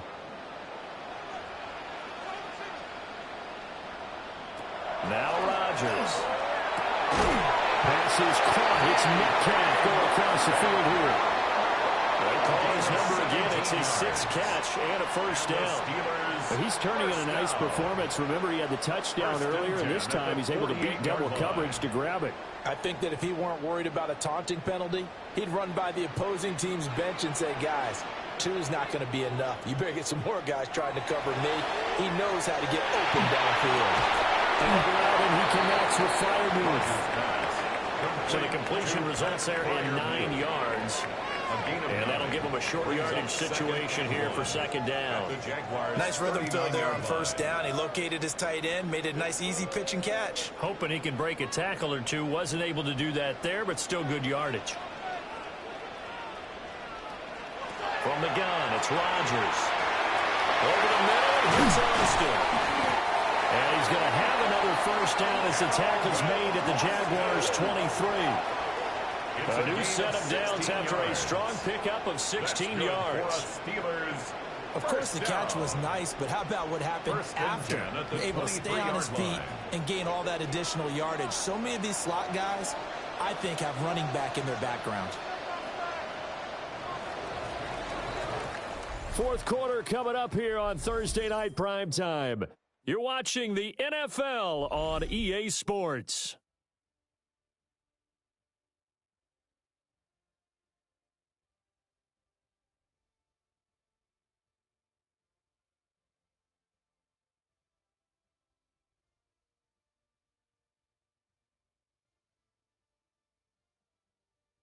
Back now in Pittsburgh. It's the Steelers with the football, but trailing here as we get going in quarter number 4. First carry for Kenneth Gainwell. And that didn't fool anybody. He's going to be dropped in the backfield. Emmanuel Ogbah finding his way to the ball for a big stop there behind the line of scrimmage. When a draw works, it can be a thing of beauty. But when it doesn't, oh, it can be ugly. And in this case, loss of yardage ugly. Here's Rodgers to throw. This ball complete to Thielen going across the middle. That gain of 15 gets him on the doorstep, 1st and goal. That's another Steelers first down. 1st down and goal to go. Well, every drive from here out is definitely crucial and critical. They know that they need to get at least 3 here to get it back to a 1-score game. But I can't imagine that in their huddle that they're thinking at all about getting a field goal.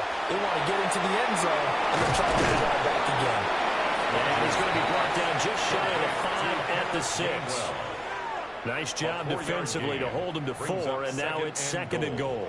The key to any screenplay is all in the deception. And that means everyone on the offensive side of the ball. But someone gave it up because that one wasn't very well concealed. And the defense able to rally to him and hold him for just a short gain. Looking in zone, but it's incomplete. Oh, this defense knows. 4th quarter, they need to make a play. That one was ripe for the taking. Could have changed the complexion of the ball game, but it winds up incomplete. 3rd and goal, and keep in mind, very possibly 4-down territory. Now it's Rodgers. To the goal line, but it's incomplete. Devin Lloyd was there to force the incompletion. Back-to-back incompletions of what was once a nice drive, stalled out here. I'm going to give credit to the secondary partner. Never gave up as they gave up a few yards, and they came through on that play to deny that pass and force the 4th down. Boswell's kick is good. And this is back down to a 7-point game. Makes the score. All right, so they needed 2 scores to get back in the game. The field goal there, maybe not exactly what they wanted, but the necessary first down. There's still time remaining, and there's enough time to get it done. They've got to get at the least a 3-and-out here to get the ball back, preferably a takeaway.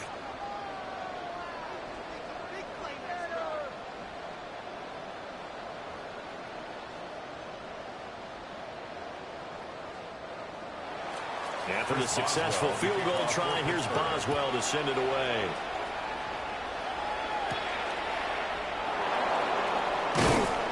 And makes it across the 20 as his guys will set up shop at the 23-yard line. Out comes the Jaguar offense now as they get set to take over. The field goal we just saw has us now at a 1-score game, and on this side of the football, things are getting pretty tenuous, a little stressful. Blood pressure up a little bit, you think? I think up a lot of it. Could you imagine taking the pulse right now? It might be like a jackhammer out there on that side of the ball. But here's what the deal is. I think what we've observed is a team that's been playing not to lose as opposed to playing to win.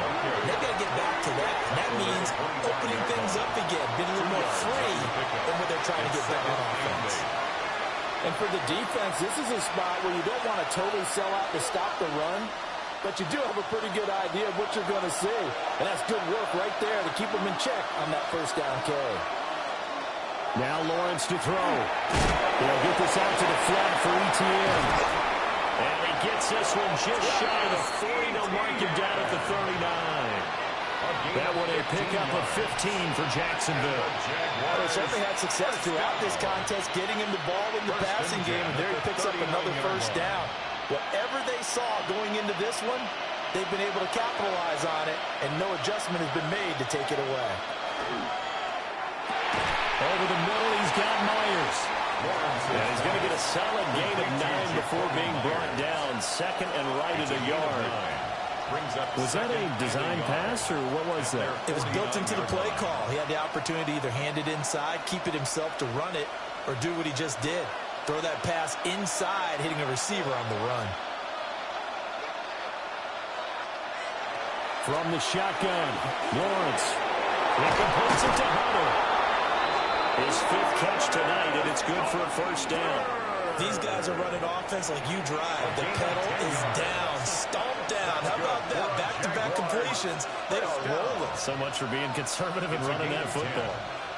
Operating out of Steeler territory now. Here's 1st and 10 at the 42-yard line. Throwing again here. It's Lawrence. And that is incomplete. He couldn't hold on through the contact. Brings up 2nd down. And with a dime worked on defense, 2 extra defensive backs on the field and covered up essentially every blade of grass. That allowed them to disrupt the play. Now a 2nd and 10. Looking to throw, Lawrence. Open man, it's Hunter. And shutting him off the open field. And he'll be out just a yard or 2 shy of the 30. That catch puts him over 70 yards receiving now as he's got a first down. Well, that should be a reminder defensively, and I think it's a reminder to myself because you just can't sell out to stop the run. There's still enough time that this offense can move the football through the air, even on 1st and 2nd downs, and they obviously picked the right spot to throw the ball there. A short gain here, maybe a yard to the 29. Well, they certainly had success throwing the ball in this drive, and not as much running it as we just saw once again on that last play. Stopped after a very short gain. But I wouldn't abandon the run totally, because otherwise, pass rushers just tee off on your quarterback. Makes it very, very difficult for him in that situation. Off the play fake, here's Lawrence. The man is Myers. And down inside the 15, shy of the 10. 7 catches for him now in this last one, a first down. A gain of 18 on the play. First down, Jaguars. And these guys certainly are not hiding what their intention is. They're absolutely showing it. They're definitely not going to sit on this lead here in the 4th quarter. Now a 1st and 10 at the 11.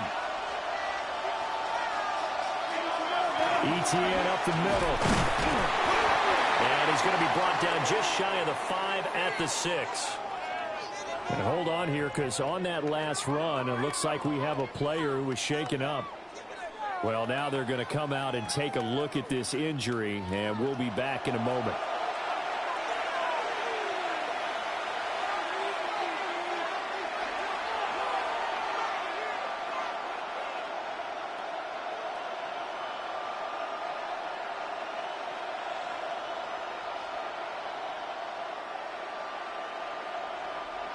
Now 2nd and 5. Snap will come from the 6.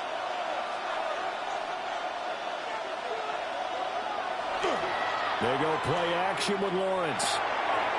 And he's got it. Touchdown, Jaguars. Brian Thomas with his 2nd touchdown of the night. And the Jaguars have opened up a 2-touchdown lead here in this 4th quarter. But that's certainly an important touchdown there. It makes this a 2-score game. But as we've seen, no lead is safe in this one with the way these two offenses have lit up the scoreboard. I would imagine that on their sidelines, they're both yelling at their defenses, hey, you want to get involved here? One big play from you, that could win the game for us.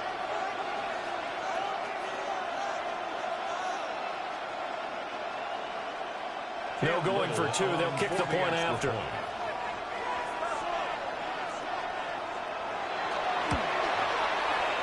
Extra point right down the middle. And the lead now up to 14. 38. Steelers. So that one a pretty time-consuming 10-play drive.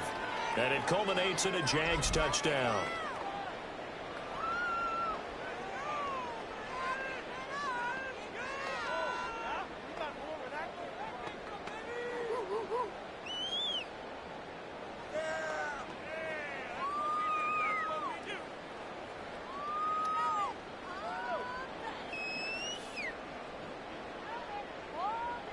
Here's the Jaguar kick team now as they run up and send this one away.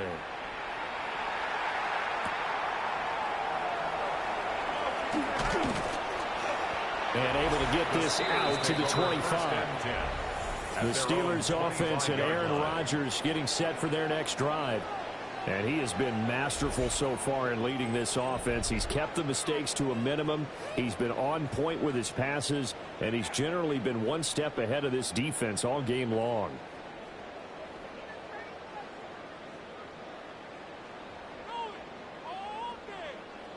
The Steeler offense here about ready for their next drive. And last time they got 3 points, but it was a chip shot field goal. And when you go to the sideline after a chip shot field goal, maybe the offense not too happy. It's a balancing act, isn't it? Because you're exactly right. They're none too pleased that they didn't punch it in for 6 points. But you also have to remember they did put points on the board. 3 points is 3 points. And in this league, you take points when you can get them. Not easily done. So in Jacksonville territory now. Here's a 1st and 10 at the 45-yard line. Throwing now is Rodgers. And that's the knowledge you gain from being in this league for a long time. He's learned the hard way when to give up and fight another down. And that's a smart move to throw it away.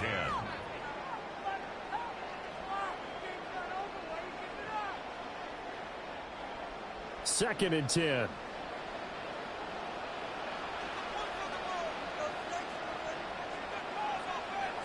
And now whistles and a flag, and I think we got a jump here.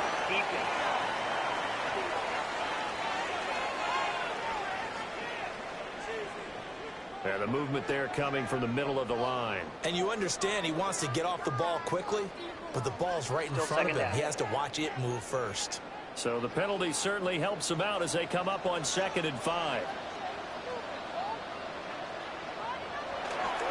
On play action, Rodgers. And this throw incomplete. And the defender all over him that time, but it's going to lead to 3rd down. Brings up 3rd. Normally you think the tight end's going to be able to catch the football and handle that contact, but in this case, maybe a little too much target to hit. That one was timed well, incomplete. They come up now 3rd and 5 following the incomplete pass. Rodgers again now. He's got his target. That's complete. And he's down inside the 5 at the 4 before he's out of bounds. They're able to convert on third down, and that sets up a 1st and goal. That's good for us. Well, this game has certainly had no shortage of offense. Both teams have been revved up from the start. And here's yet another big play. Boy, both defenses have just got to be dragging out there because they've been run ragged throughout. Got his man. It's caught for a Steelers touchdown. Adam Thielen from 3 yards out. And the Steelers have made it a one-score game again here in the 4th. So how about that for an answer? They get the touchdown there, and it's back to a one-score game here in the 4th. And that's what these guys have done all game long because they've scratched and slashed their way to stay in this game. And by now, we should all realize they're not going away. Now the pressure again swings to their defense because they're going to need to find some way to get the ball back. Extra point now by Boswell. And that'll cut the lead down there to a touchdown. 5 plays there on that drive. And it ends with a touchdown pass to Adam Thielen.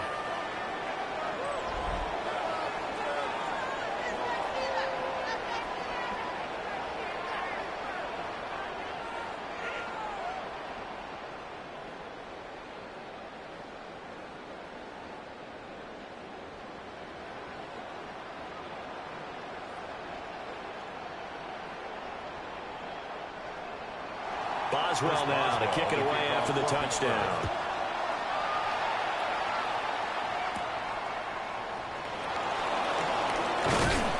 And he takes this near the 25. Just a little pass there. Call it the 26.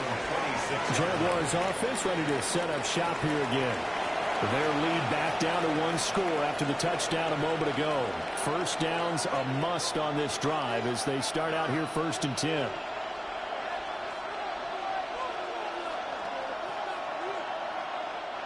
Looking to put a drive together.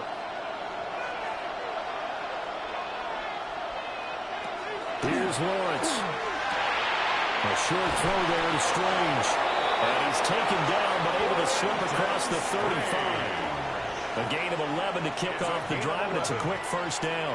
Well, how about this aggressive approach? Got the lead, 4th quarter, continuing to throw the football. Are you thinking about Super Bowl 51? Atlanta had the lead against New England, and they ended up giving it up? I was going to say, don't say it, but you did say it. I did, didn't I? Yeah, anybody watching Atlanta, our apologies. And that went too far in front. He couldn't reel it in. It's incomplete. Just a little beyond the reach there of his receiver. That's probably one he wishes he had back. He wishes it had been 7-on-7 in practice, or maybe even routes versus air, because that's a completion he makes, what, 9.9 times out of 10? Just missed that one. Here's Lawrence to throw. Got a man, that's Hunter. And able to get this one across the 45 before he's brought down. 7 catches for him now, and this last one, a first down. Charles, he's now over 400 yards passing in this one. It feels like he has a zillion completions. Just a very memorable effort from a guy that we thought could be in line for a big game, and he has exceeded our expectation. That he has, and I'm not really surprised at all, because when you look at this offensive unit, they are loaded across the board. And, of course, the guy throwing them, he's a big-time player himself. They brought him from start to finish and really helped get the better of the opposing secondary. Here now, 2nd and 4.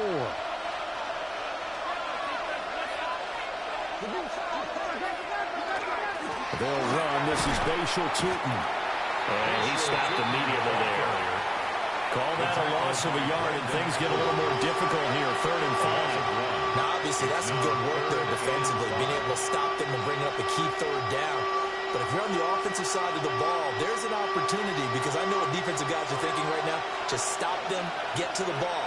That means they might not be sound defensively. There could be some opportunities. And you said key 3rd down. Highlight that word. Put it in bold. Here we go. Finds Tootin out of the backfield. And just 3 yards on the catch there. He couldn't get away. And that's going to make it 4th down. Now, that's going to be a tough one to explain when they get together and watch the game film, isn't it? I mean, they had the right call, had the out route. He's got to know where the first down sticks are. Yet he steps out of bounds that close. Not their best play. And this one looks good. It is good. Right down the pipe. Well, Charles, the NFL record is 66 yards. That was 5 shy of that, but only a handful of guys have ever connected from 61 or deeper, and he can add his name to the list. Yeah, more and more guys are trying it. That doesn't mean the success rate has gone up. That is a long kick. Guaranteed, when he turns on his phone after the game, a ton of congratulatory texts will be awaiting him.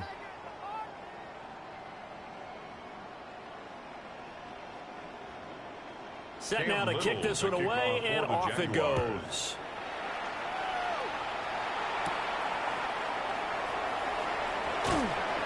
And able to get this across the 20, but not much further as he's dropped at the 23-yard line. And the Steelers getting set and ready for their next possession. And the complexion of this one has changed a fair amount. That last field goal made it a 2-score game, so they need to get points out of this drive relatively quickly.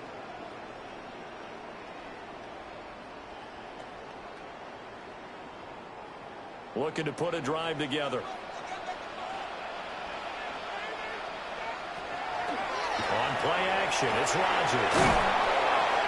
So the completion good for just 3. And that'll make it second down. This possession means so much for them. They've got to focus on this drive and find a way to make this a one-possession game. Got to get a score. Yeah, so good with a field goal. Don't necessarily need a touchdown. Ball at the 26, 2nd and 7. In motion, the tight end. Rodgers now to throw. A short one there to Freiermuth. And Freiermuth going to have a Steelers first down as he'll get this up to the 34-yard line.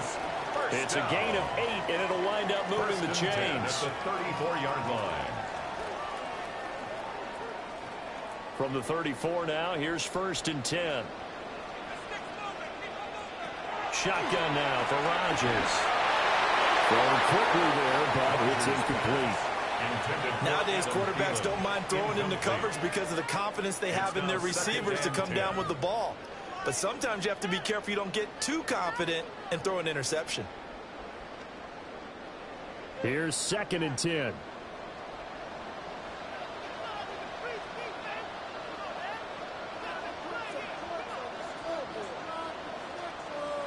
Here's Rodgers. And that falls to the ground, incomplete. A nice job of bodying him up defensively, and now it brings up 3rd down. Well, he certainly thought he had an open look beyond the first down marker to his receiver, but they just couldn't connect, and that will send them back to the drawing board. Now they face a 3rd and 10 after back-to-back incompletions. And again, it's Rodgers. Here's a screen with Gainwell. And a nice job there defensively. They get him to the ground short of the first, right around the 42. A gain of 7. They do get 7 out of that, but not enough to prevent a 4th down. And that's a play that's not uncommon on 3rd and long because the offense is just hoping that somehow they can get a guy in space and follow some blockers downfield. Does a pretty nice job there getting a few yards, but he ends up getting stopped before he can get the first down. On 4th down, they'll try to run for it. And he is not going anywhere. They stop him for no gain. The Steelers try it, but they come up empty on 4th down. And the Jags take over in terrific field position. So they really needed points here in a 2-score game. Could not come away with anything there on 4th. And while we know they're a little bit discouraged here, they can't check out of this game. You and I have called a good number of games over the course of our career where we've seen these types of situations. Teams get the ball back, and that miracle does occur. So they can't let that dream go just yet. They have to get stout on defense here. Yeah, right now really hoping for a turnover.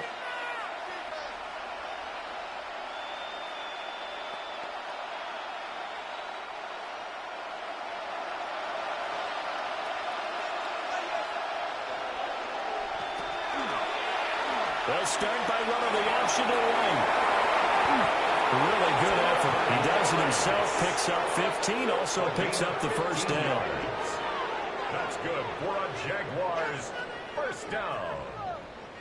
Well, that's the fear any defense has when the quarterback gets involved in the running game. You don't usually account for him, and he's hurting them today. Yeah, he's been very involved in the running game. Defensively, when you got the coverage good downfield, how do you account for him, though? occasionally you start to spy him. Take someone who has the same agility, who can dance with him, run with him, and try and keep him in the pocket. That'll be especially critical here as we come down the stretch in the fourth. And he takes it down to the 10-yard line. 17 yards. They get 17 more on that one and another first down. Well, normally you might say start running the football. You've got the lead here in the fourth quarter, but the way that they passed it with such success, I don't know, maybe keep throwing it. Yeah, I think you brought up something that goes against conventional wisdom, right? In this stage of the game, you would think you... And we'll get this into the end zone for a Jaguar touchdown. Bayshaw Tootin, a 10-yard touchdown run. And the Jaguars are an extra point away from making this a 3-score game. Sometimes you get a first and goal and you're back near the 7, 8, 9-yard line and you start thinking, maybe we'll run it here on first down to get half of what we need, so maybe we can have 2 or 3 shots at going for it from closer range. So this is a bonus right here. What a great run to work his way into the end zone.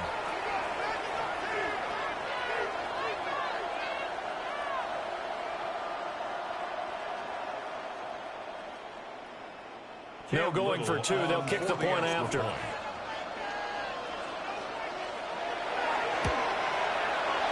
Extra point splits the uprights. And that'll make this a 3-score game now. The lead moves to 17. 31.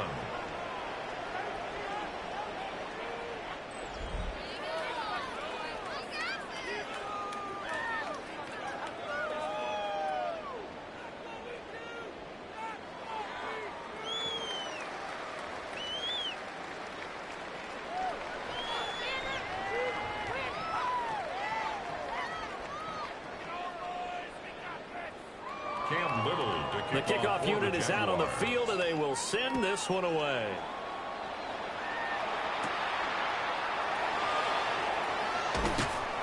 And he'll take it up past the 25 to the 26-yard line. Get a look at DK Metcalf as this offense returns to the field. And I know that they've double-teamed him a couple times, but not a ton. Whatever they're doing isn't working. He's up over 100 yards. We'll see how they adjust. And when they do that, they weaken their defense in other places as well. And how many times have we done games where we've seen a guy have a big game like this, but it's usually not by himself, is it? Right. Usually it opens it up for other people to have big games as well. Looking to put a drive together. They'll start on the ground here on first down. And they're able to get this one across the 35. 53 yards rushing for him now on 17 carries. We'll definitely see some open running lanes, and he's taking advantage of it right now, but that shouldn't be a surprise. Defense has the lead. They're playing for the pass first. So from the 36 now, first and 10. Now Rodgers. This is Smith with the ground. And they'll get this well past midfield before being stopped just before the 35. That's good for 28 yards. First down. Well, I can put my defensive cap on right now, and I know they're saying don't give up any big plays now. They've controlled this game throughout, and all they want to do is see it through to the end. I think they let their guard down a little bit with that last completion. Sometimes when you're trying not to give up bigger plays, you don't react as fast as you should on other throws. It's a gain of 8. Brings up 2nd and 2 at the 27-yard line. Second and a couple. To throw, it's Rodgers. Smith brings it in, going across the middle. And they'll get this down to the 10. 2 minutes left to play in this football game here on EA Sports. So not quite a first and goal. It's first and 10 from the 10. Again, they'll throw with Rodgers. And that's going to be incomplete. Too tough to hold on to that one. It's second down. As soon as he linked out and began his route, someone on the defensive side broke with him and arrived just in time to separate him from another reception. So after the incompletion on first, now second and 10. Working from the gun, Rodgers. And he's going to take it in for a Steeler touchdown. Aaron Rodgers, a 10-yard touchdown run. And the Steelers have got it back to a 2-score game here in the fourth. never one to understand where your escape hatches are as a quarterback. Here he's looking, but he knows he doesn't want to force anything. So when nothing avails itself, he slips past the rushers, takes it right up the middle, and takes it into the end zone.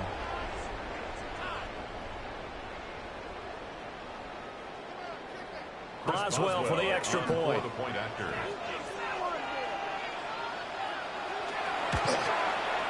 And the lead is trimmed down to 10. A drive that time of 6 plays. And it was finished off with a 10-yard touchdown scamper.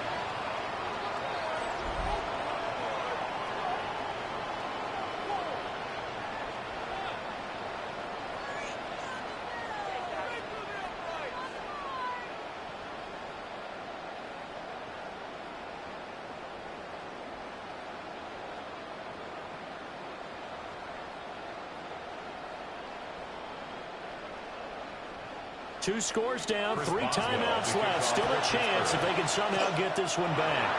And the Jaguars are going to cover this one up. They knew they needed a miracle. They had to have that onside kick. They didn't get it. Well, as we knew, even before they put the toe to the leather on that one, their chances of getting that done, slim and none. And I do believe we saw Slim just leave the door, didn't we? We did indeed. I think we're down to none. Out comes the Jacksonville offense as they get set to take over here. And a few kneel downs should just about do it. Now, defensively, they do have all 3 timeouts, but very little reason to use them at this point.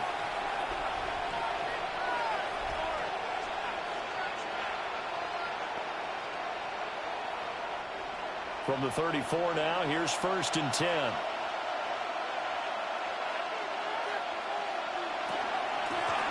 They'll try and run some clock here to keep it on the ground. And he'll follow his blockers there all the way down to the 23-yard line. It's a gain of 11. Now the Steelers use the first of their 3 timeouts. First down. As they'll head to the sideline and talk over what to do next. First down, Jacksonville.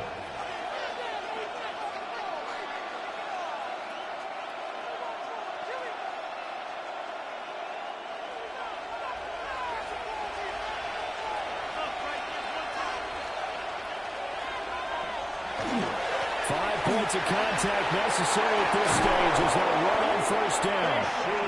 The Steelers signal for the second of their It's timeouts. a gain of 16 And they'll be yards. disappointed to have to burn one there after giving up the first down. First down.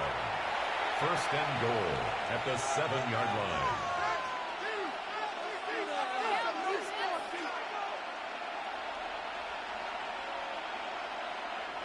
A good chance now to put this game on ice. This is 1st and goal. Going for the knockout punch. They'll try and run. And he takes it in. Touchdown, Jacksonville. Jacksonville. Bashir Tootin With now 2 fourth-quarter touchdowns. And the Jaguars are able to extend their lead. Some good running there at the end of the drive. He had the burst that set up the 1st and goal, and then one play later, he's in the end zone. Brandon, what I liked about that sequence is, I'm not sure who made the play call, but they understood the situation, understood the momentum. A nice hard-charging run, give it right back to him, and let him cap things off. Point after, right down the middle. And that'll make this a 3-score game now. The lead moves to 17. Steelers, 38.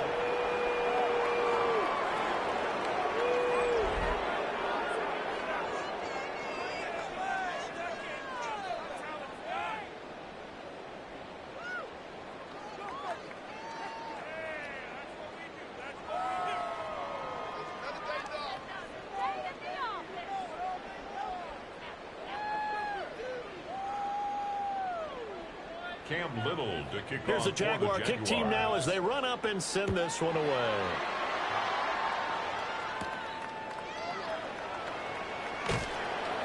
And not much happening on the return as he'll get this to about the 23. The Steelers ready to take over on offense. Well, this game, it has had no shortage of offense. They've been able to put up a decent amount of points on this side, Charles. They just have not been able to keep pace with the other offense they're going against here. Yeah, that's a good way of pointing things out because now it's not a total loss because, as you said, they've scored some points, so there's some plays they can build on, moments where the game plan actually worked.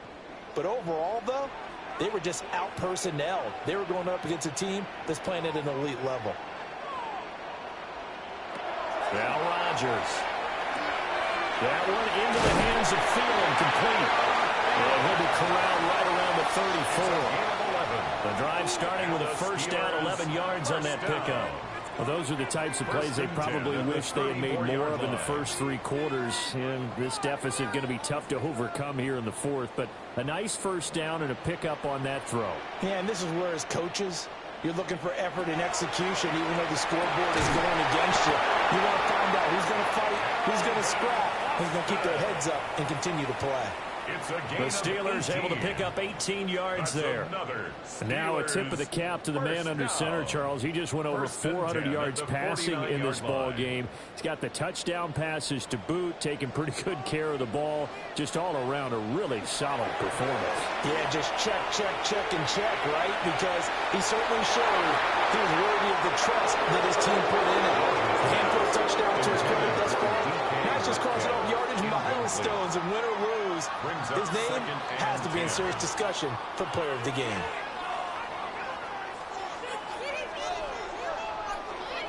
So now 2nd and 10 after the incompletion on first down. Rodgers to throw once more. And he's got his man in stride, complete. And he's out of bounds as he gets this down to the 45. 4 yards the gain, and it'll bring up a 3rd down. That was an okay hook up there with his tight end, but unfortunately, they didn't get the kind of yards they had hoped for. That's going to bring up 3rd down. Now they'll need the 39 here for a first. This is 3rd down. Now it's Rodgers. Completes it to Austin. Now the Steelers going to use their 3rd and final timeout as they get it with 26 seconds to go in the football game. Going old reliable there to the slot on 3rd down. And the slot position has become the bane of just about every defense's existence, because how do you cover? Do you go with a bigger guy to try and use size? Got to try and go with a quicker guy, and sometimes you even get out quick there. Very difficult to match up with that slot receiver. That's why they keep going back to him. And he's had the hot hand. Here's Rodgers to throw. Left side here taken in by Metcalf. And he'll cross over out of bounds right at the 25. That's good for us. The passing game in rhythm right now for Pittsburgh. There's another first down. Clock management definitely critical here if they want to get back in this game. Absolutely agreed. They have to up the tempo in this case, down a couple of scores. Want to make sure they have a chance to win this ball game. Now look out, Rodgers. What's the ball?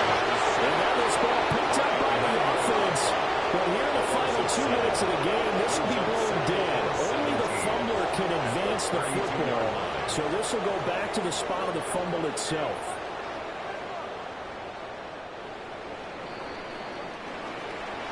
Well, this was a fun one today if you like points. A lot of them went on the board. Both offenses were clicking.